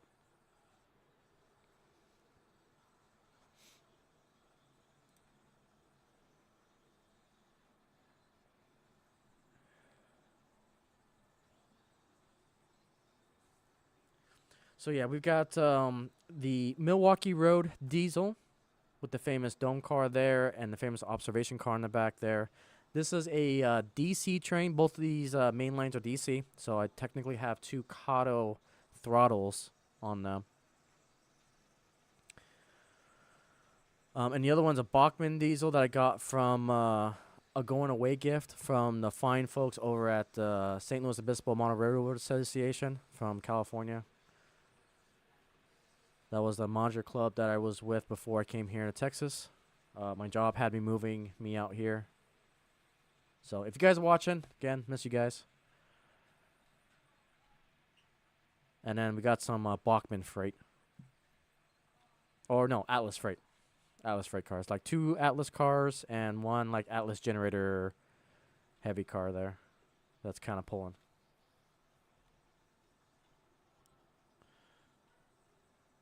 Oh, and that decided to crash. That's fine.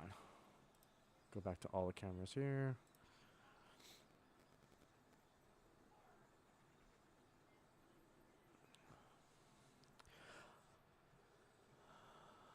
Let's see. So you have N, double T, and double O. Double T is definitely growing lately. Been seeing a lot of interest in the double T scale, for sure.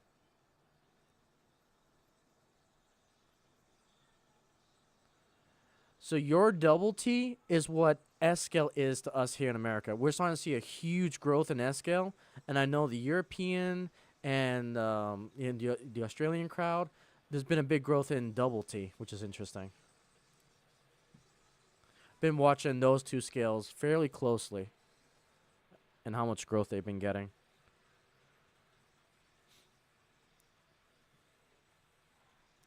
For me, my wife and I have pretty much limited ourselves right now to HON and Lego. She's big into Lego. And so pretty soon we'll probably have a Lego setup. But we're still trying to figure where to put it.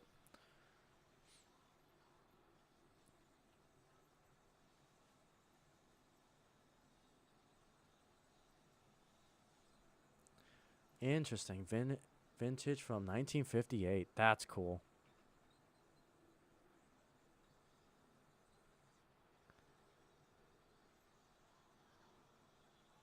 Very cool. And again, that's the great thing about the hobby. It's a great thing about YouTube is that,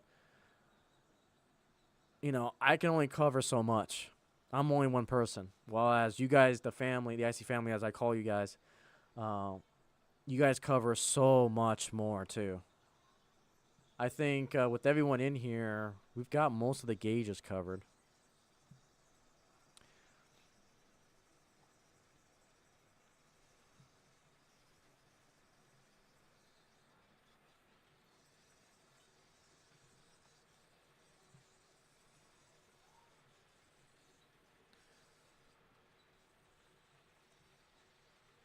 Steel track. Wow. Nice.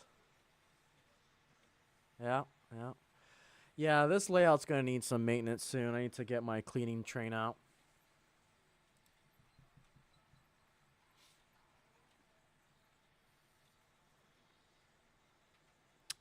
But yeah, as far as this layout's concerned, it's been a little bit on a pause to get where I need it to be. I just been so busy with other projects.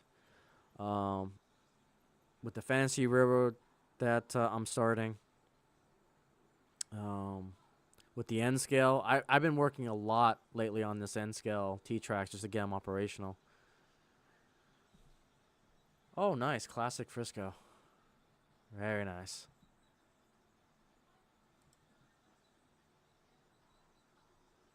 Series 3 from the same era, interesting. I'm completely novice to international trains for the most part. My collection is so I model mostly American, and more particularly, I collect Union Pacific family tree type of equipment. So I collect UP, Mopac, MKD, Chicago Northwestern, Southern Pacific. Um, there's a little bit of Texas Pacific. I'm trying to grow a little bit there.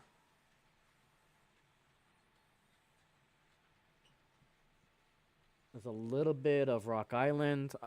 In my collection, I tend to assume that Union Pacific bought Rock Island because Union Pacific bought pretty much a good chunk of the railway from Rock Island, but didn't officially merge. But I still adopt them. All right, Randall, take it easy. Have a good night.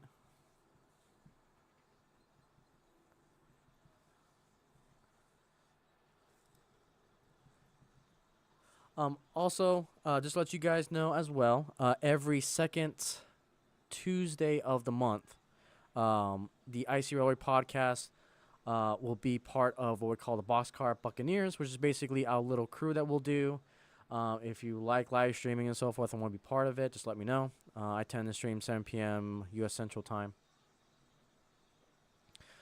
And the reason why I do that is because typically the second Friday of the month, Samurai has a general meeting at night, which is the same time as this stream. This is normally my normal time that I stream, but the second week of the month, I go from Friday to a Tuesday.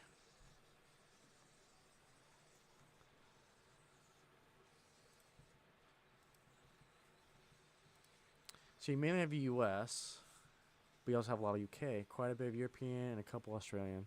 That's pretty cool. That's pretty darn cool.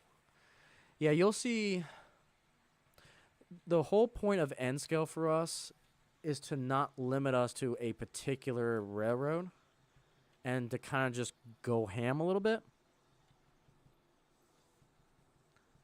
Because you wouldn't see the Hiawatha in HO scale for me.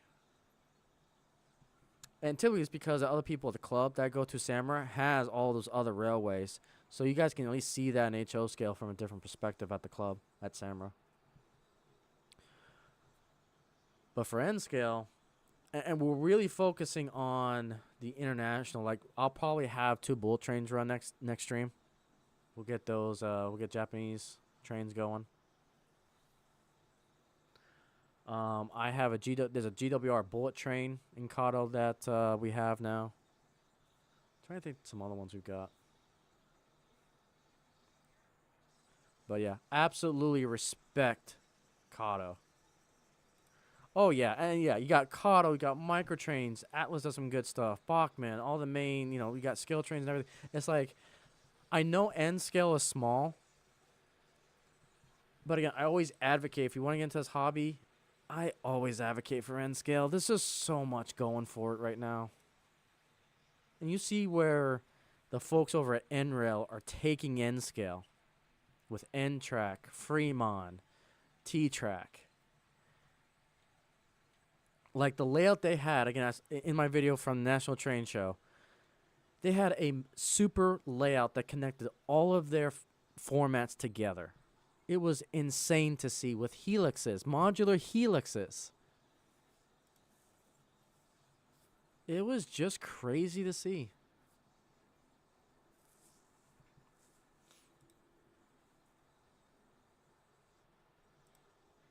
Yeah, absolutely.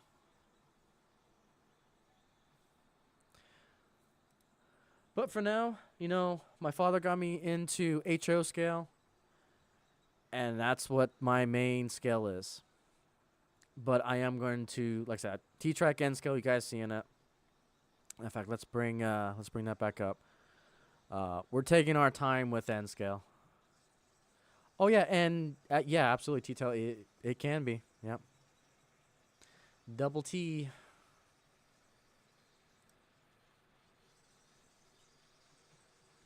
Yep. Hmm. But again, that's the great thing about this hobby is that if you want to get into model railroading, you can find a scale that's right for you. If you want really massively big engines, you can go G scale. If you want a wide variety of just pure craziness, O gauge is definitely have a lot of good things. If you can get over the 3 rail, definitely for sure O. Yeah, I'm curious to see as well. I'm curious to see as well. But yeah, but from just from a financial standpoint, HO and N are going to be my dominant scales.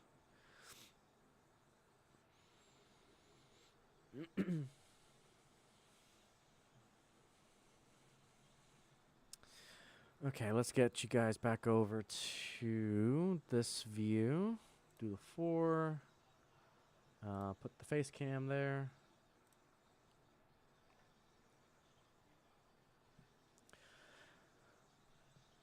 But yeah, getting into another scale, especially with N scale, that's just going to open up a whole bunch of doors for the channel.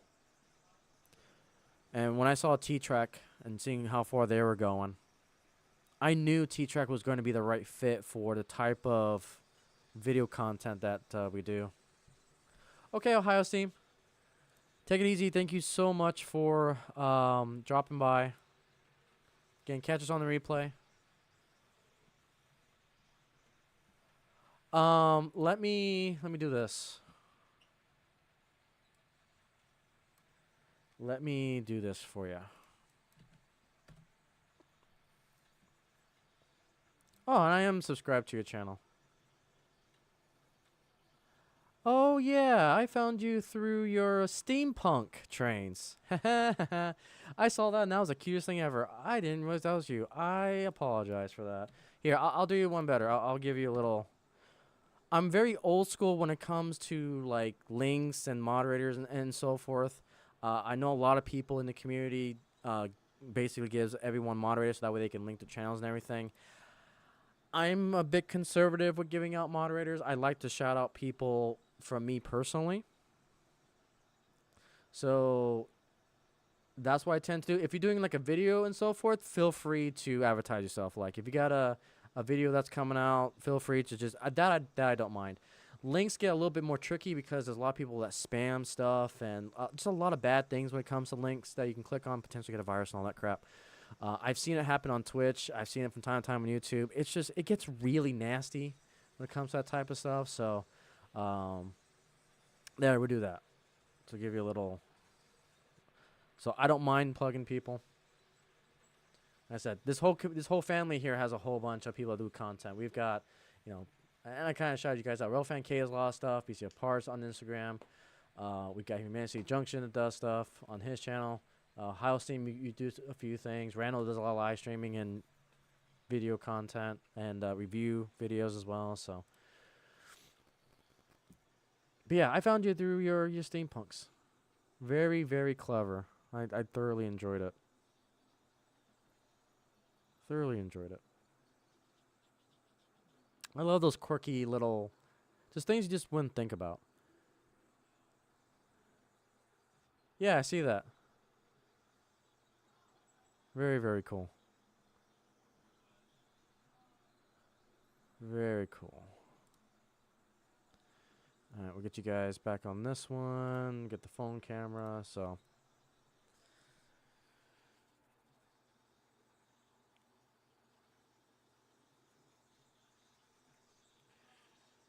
Alright, let's see here. What things do I have coming up? Again, if you're new to the channel, I do 3 shorts a day and I do 1 video a day. Mostly a lot of rail fanning content.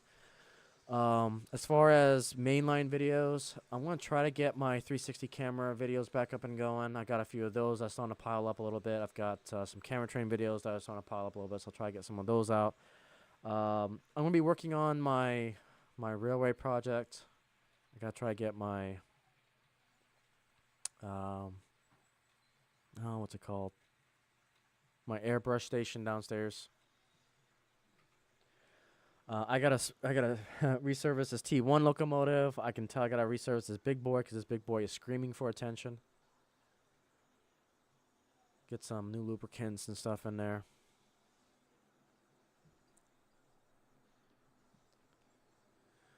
Let's see, what else? What else? Oh, one video I really want to do is another Beyond the Icey Railway video. It's gonna be about the San Antonio Riverwalk. So that's one that I am definitely on the horizon for.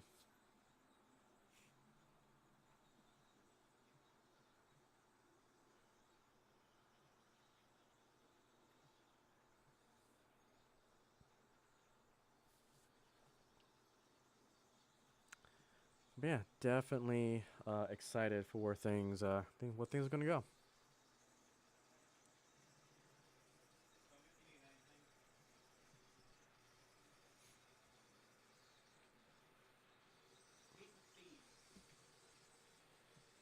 Okay. Trying to think if there's anything else. Let me take a look at the community tab here just to make sure I got everything.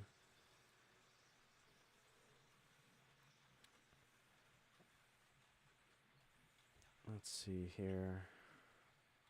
Community tab. Yeah, those are that. So yeah, we'll take a quick field trip here. Okay, so these were some of the products that came in. There's that Bunami decoder that I was talking about. I put that into the T1 engine and just caused a whole bunch of more problems. Again, I don't think it's the decoder itself. I think it was just me putting it into a 20-year-old motherboard DCC ready engine. There's a lot of Lego train sets out there. Oh, absolutely. Lego tends to release a unique train set between 1 and 2 years. We've got one of those right now that's built up. We just don't have the space right now. Once we get everything rearranged and set up, I kind of have an idea where things are going to go. We'll get the Lego stuff up and going. But for now, it's just we got the HO and we got the small T-track and scale set up for now.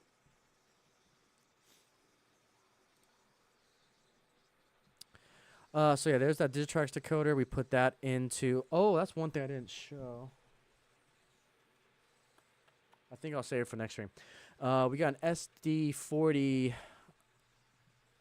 Mopac that is now operational.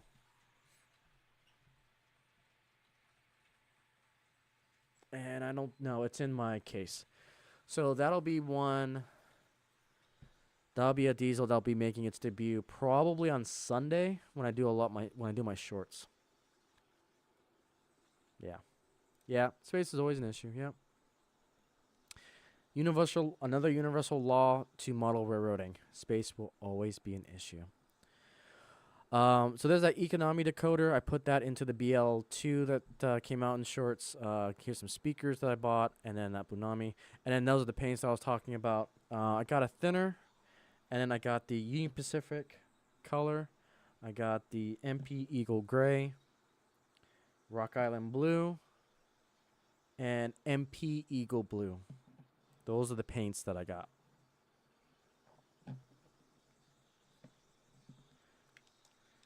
And then realized that I got to use an airbrush with these paints. Super, super sad. But it happens. It happens. Okay, let's go back to all the cameras here.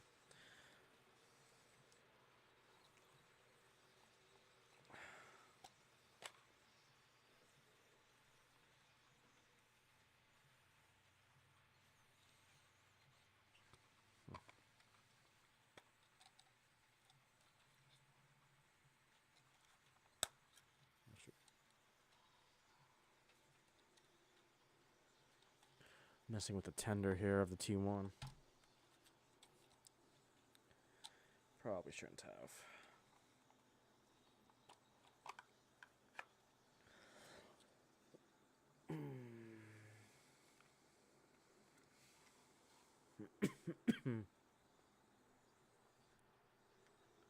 So yeah, if you guys were curious.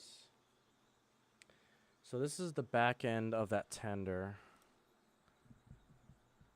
You can see there's the Bunami decoder right here.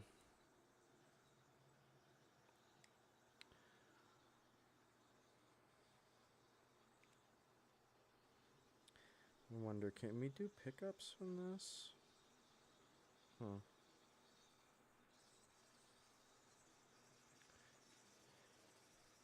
I think I'm going to put this on the truck, because I'm curious if the issue's resolved itself, maybe.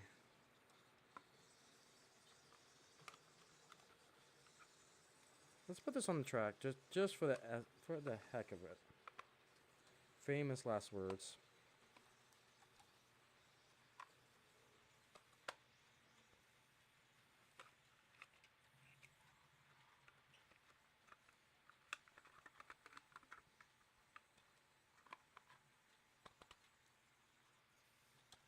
Alright, let's see what this thing does.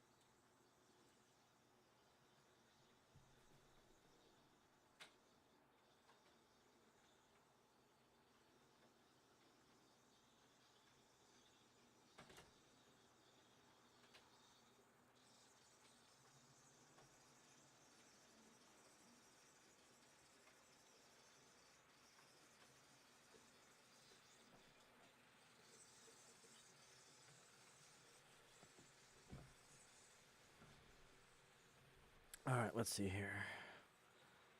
Oh, I just realized something. I need to go to preferences, throttle screen layout, and I need to go to a, let's see, how many, is it this one? Nope, that's not it. I need multiple throttles. Number of throttles. Let's go to 3. Let's go to... Oops, I thought I had you guys... Hang on, sorry. Let me take you guys all the cameras here. Screen layout.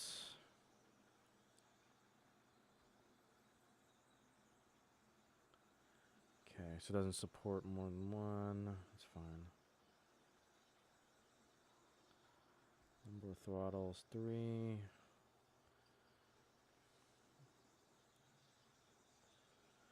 Oh, goodness. It's definitely not what I want. No. Preferences, throttle screen layout, vertical.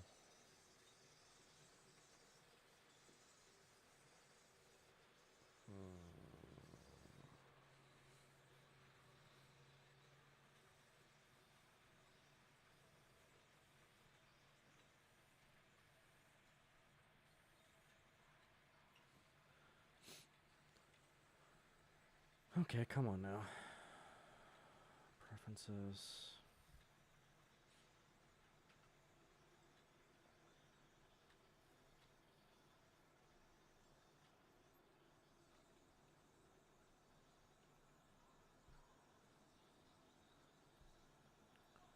That still doesn't help me.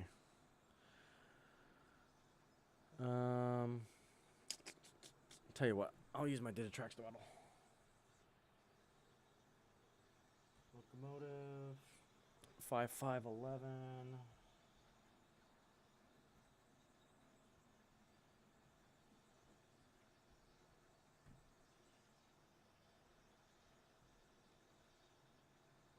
is definitely dead. Even the lights are not coming on. Oh yeah, it's still spinning. Those were trucks are not even moving.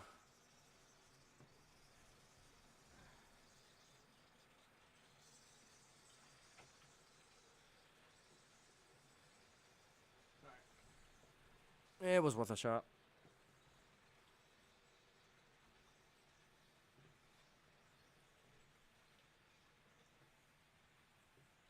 Yeah, I'll definitely bust that open, see what we got. All right, let's see here.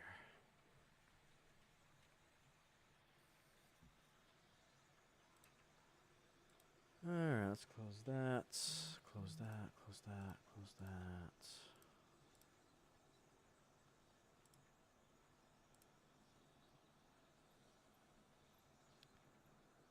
All right, I think we'll do some rail fanning of the HO layout. We haven't done that in a hot minute.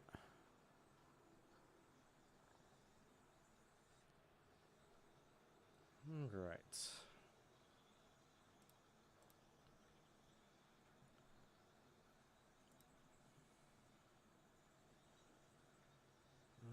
Let's bring you over here.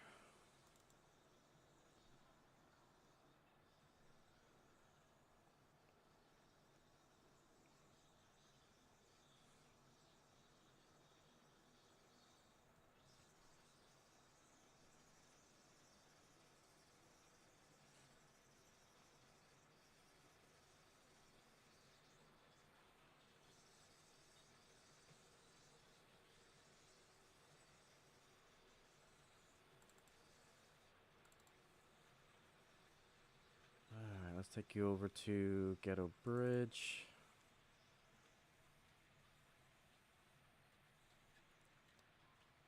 Get you this shot over here.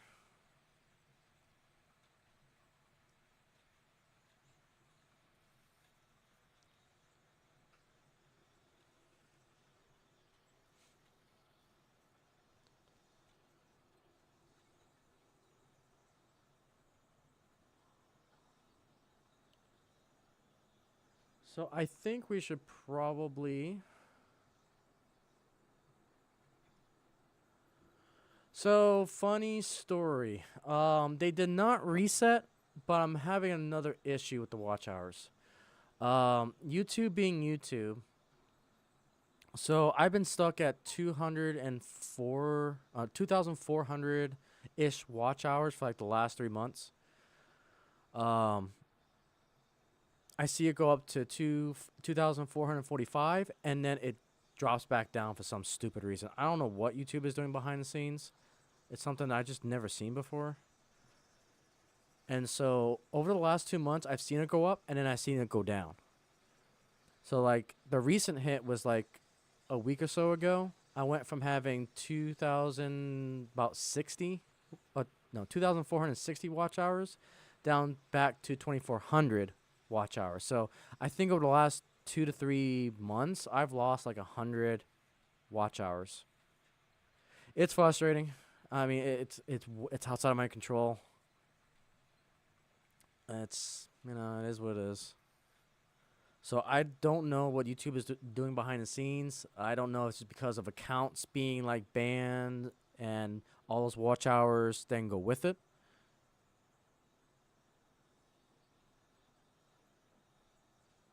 So I don't know. It's completely bizarre to me. So I think right now I'm back up to... Let me check.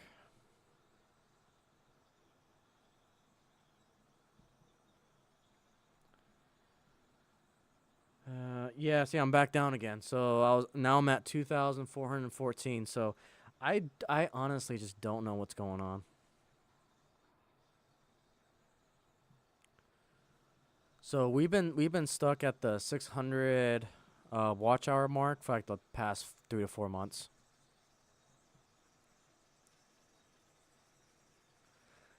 So and it's beyond my control. The best that I can do right now is just keep getting training videos out.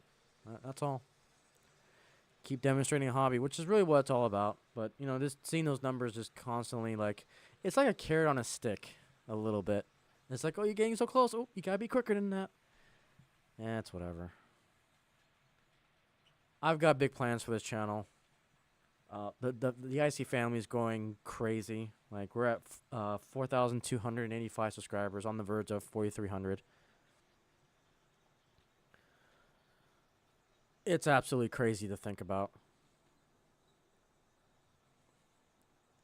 So, I don't know, BC parts. I don't know when these watch hours are gonna cooperate, but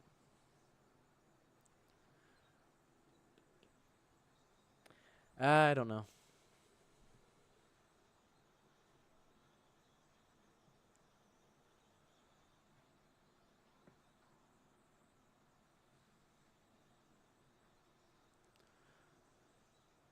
Let's see here. Let's take you over to this camera. One of my more nicer scenes here.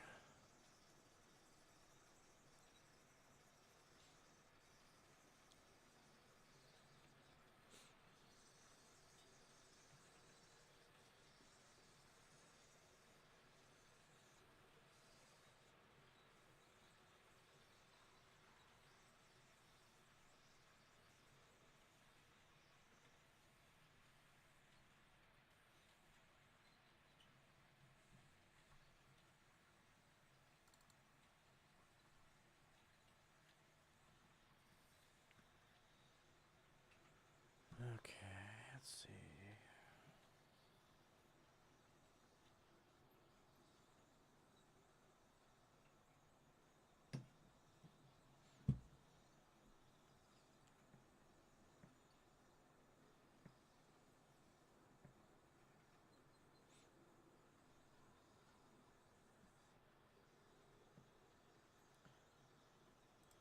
Invalid content. Never heard of it. Um. Oh, you may be on to something with that. Maybe it's taking the watch hours from last year and subtracting it, which would be kind of bizarre. But maybe that's it. So it's on, but it.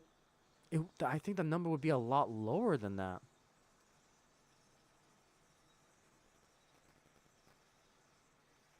Yeah, I wouldn't have 2,000. I would have like 10 hours, perhaps. I don't know. Like I'll probably have to do some more research to see why, but the only thing I could think about. Oops. This one. From falling down. Yeah. Yeah, I don't know. It's just bizarre. Like I said, I think it's probably like bot accounts or something that when they get banned or when a member deletes like their own account, those watch hours go with it.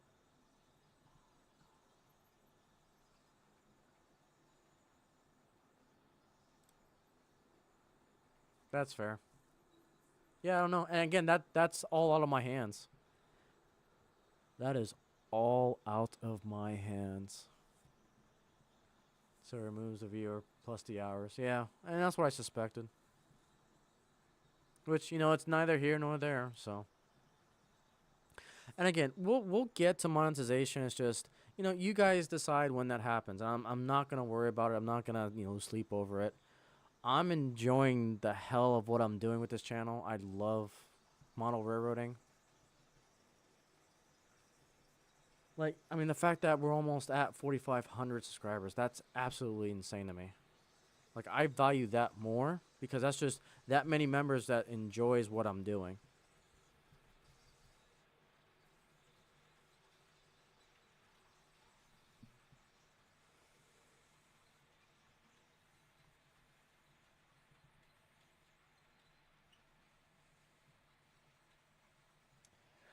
I've got an urge to do a drone run. What do you guys think? Should we do some flying?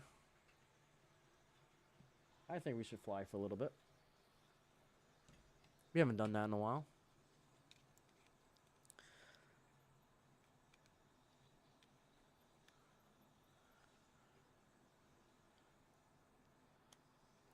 So, Moontrail Railways. Here's what I can say. I always try to keep things in perspective. So, take for example, I saw you had like a couple hundred views on some shorts and so forth.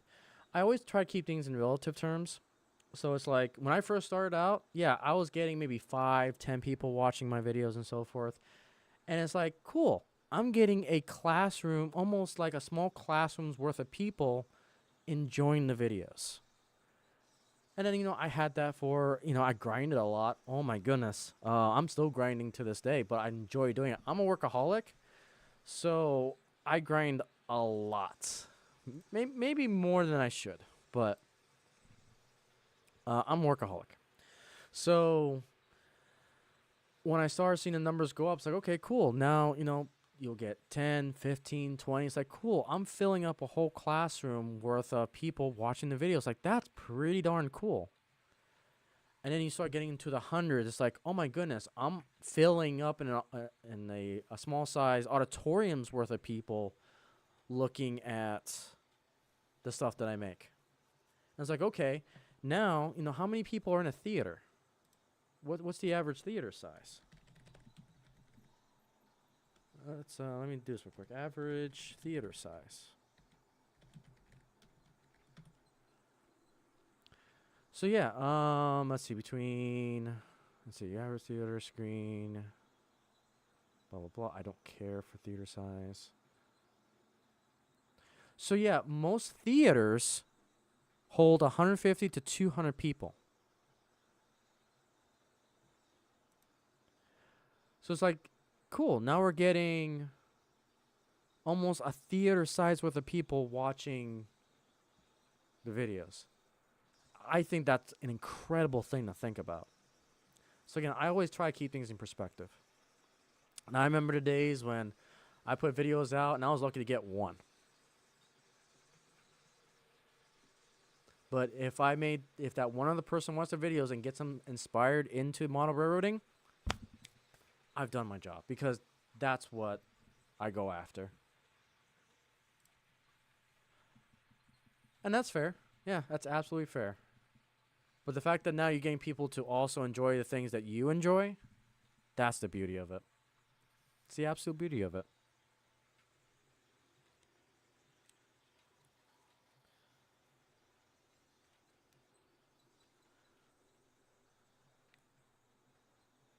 Okay. Let's get everything set up for the drone. Let's do Wi-Fi.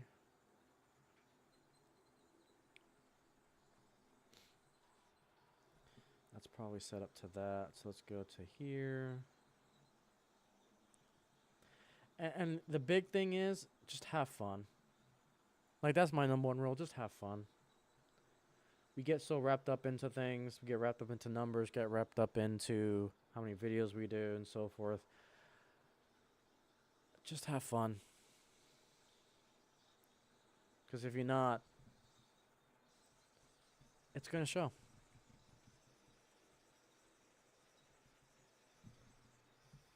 I tell you what, this is the best hobby I have ever have done.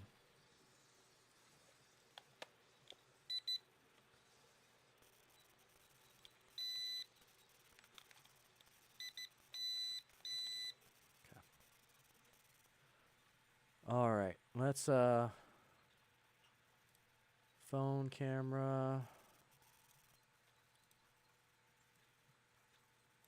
All right, let's see if how rusty I am. Really rusty. Like super rusty.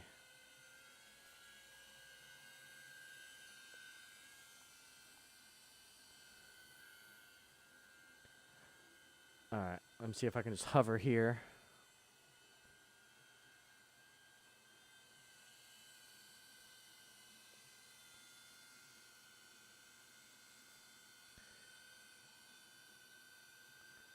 Live from the Dragon Copter. We are following the big boy, NE844. Trying not to crash.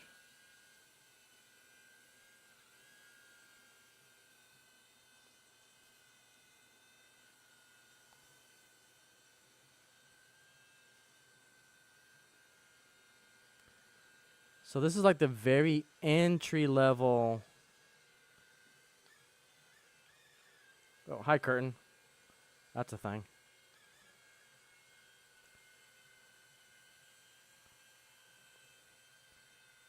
Yeah, I love this. Ever since I figured out that I can live stream from a drone, this has just, I love it.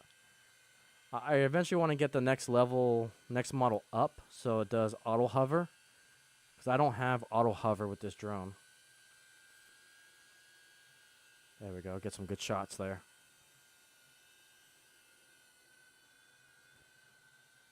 Look at that.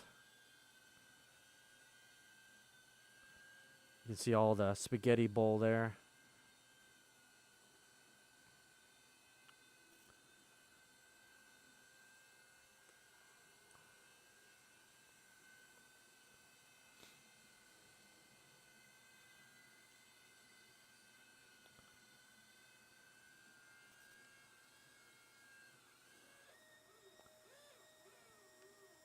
Really?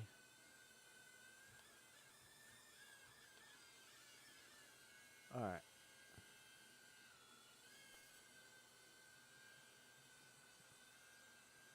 Okay. I managed to almost get stuck on one of my lights. Couldn't try that again if I tried.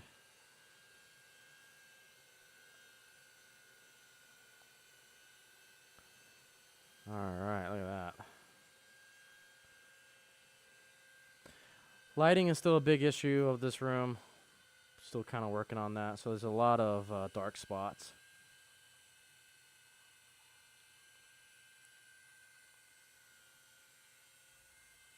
Run time's about 10 to 15 minutes on the battery life on the drone.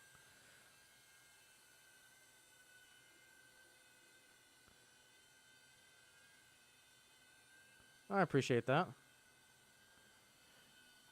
There's so much more that I want to do with this concept. Alright, where are you?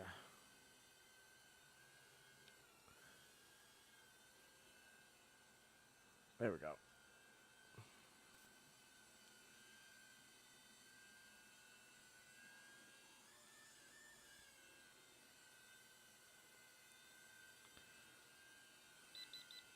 Oh, low battery. Alright, time to land.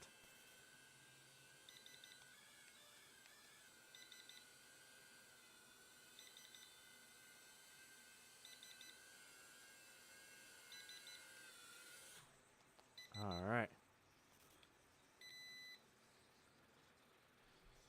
Okay, I kind of want to do that one more time, so I'll replace the battery on it. So this comes with 2 batteries. I got it from Amazon. And swap out the battery here.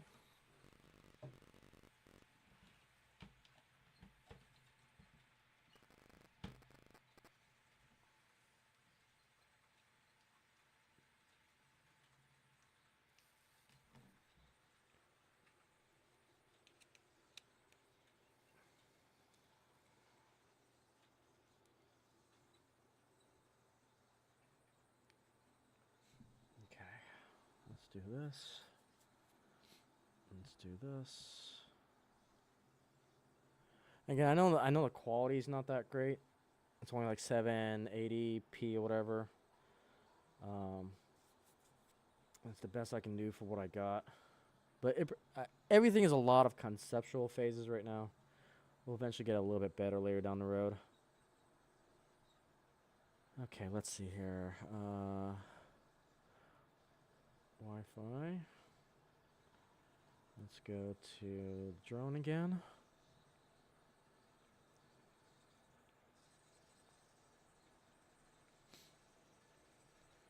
Enter the device.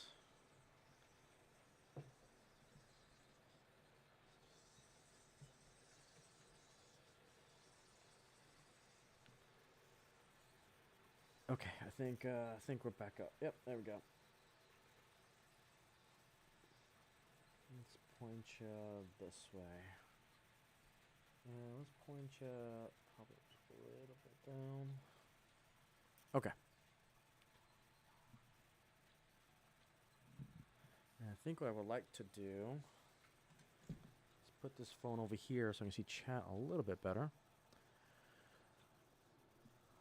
All right, take it easy, Monsville Railways.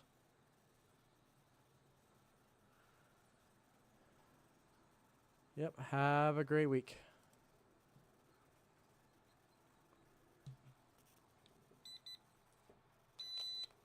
Okay. All right, we are all connected. Let's bring up the phone. All right, here we go.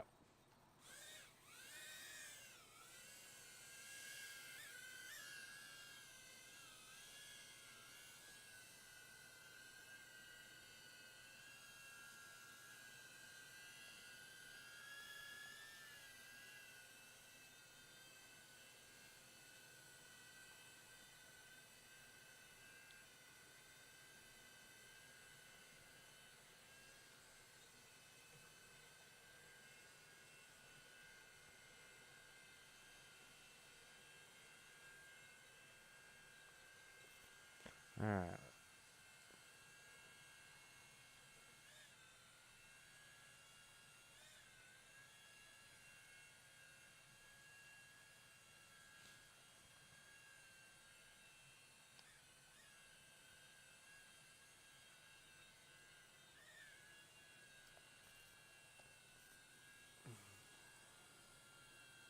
There we go.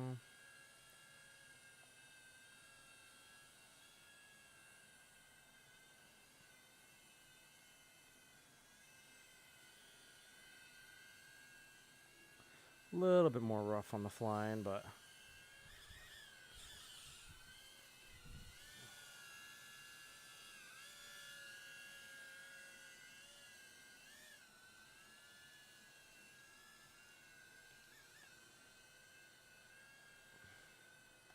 more sensitive this time.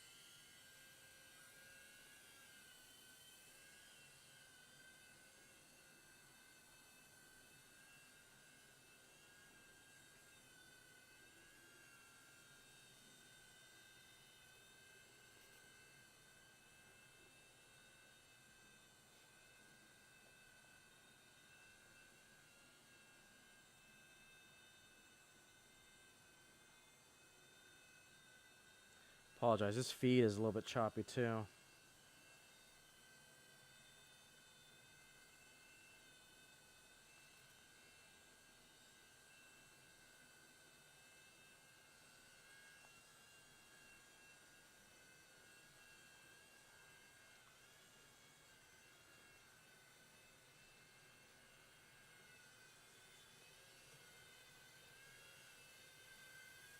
Come on.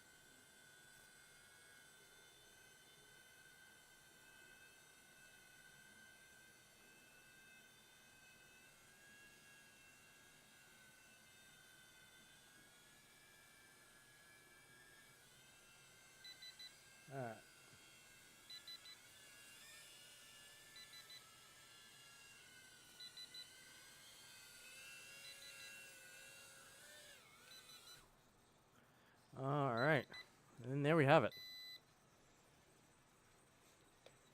The drone.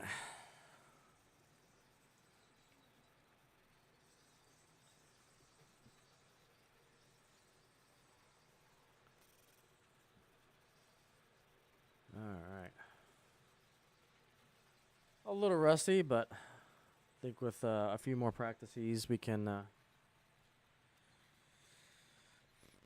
get there.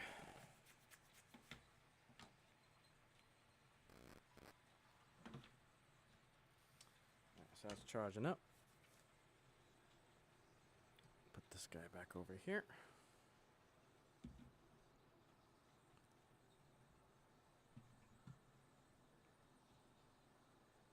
All right, let's see how our N scale layout is going.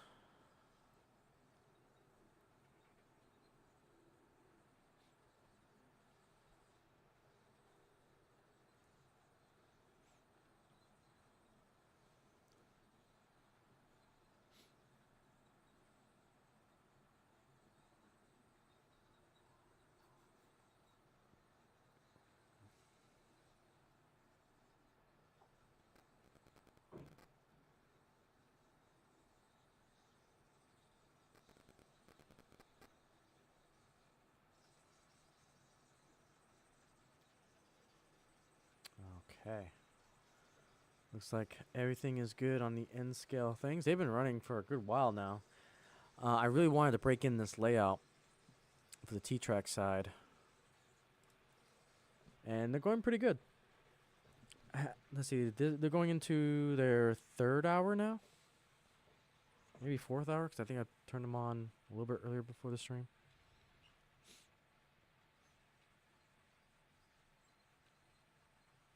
So they are looking pretty darn good.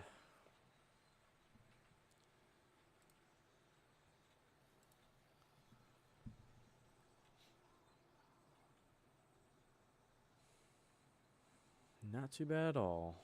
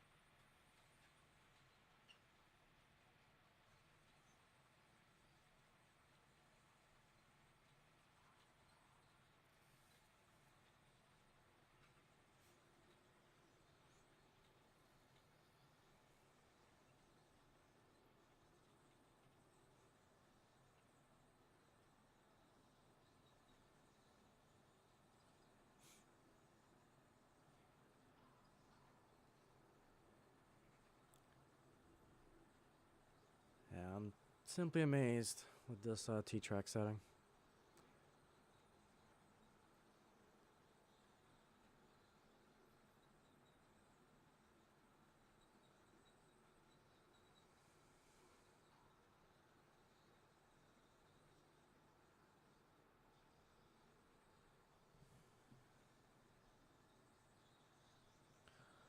All right. So I think what we'll do the yellow signal for our HO steam engines here.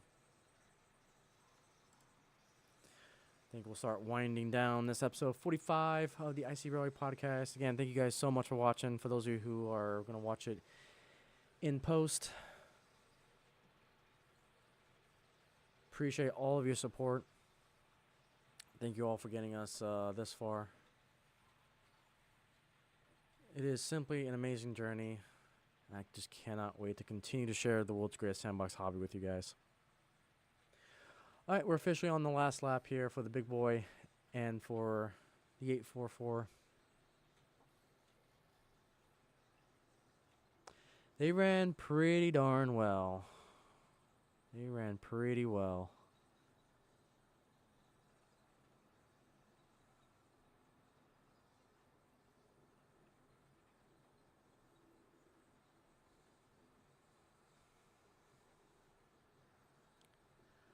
All right, as they pass the imaginary signal, it drops to a red.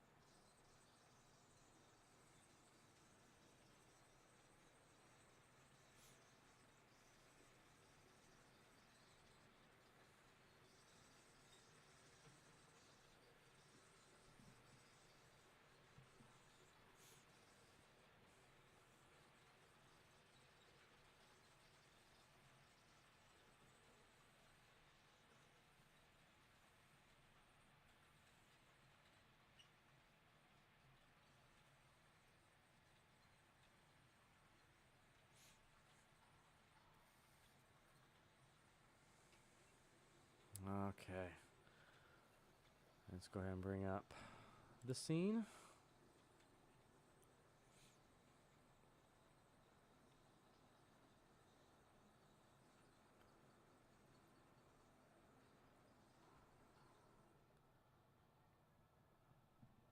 All right. Well, with that, kind of stopped a little too short there, but that's okay. All right, guys. Thank you so much for coming out today, for supporting everything that we do here. Plenty more videos to come, new projects, new mega projects, all the fun things, brand new end scale, plenty of things coming for 2024. And not a bad thing. It's getting late for everyone. I get it. Yep, I get it. It's all good. 2.5 hours, not bad. So, with that, guys, thank you so much for hanging out with us. And with that, we'll see you next week. Take it easy.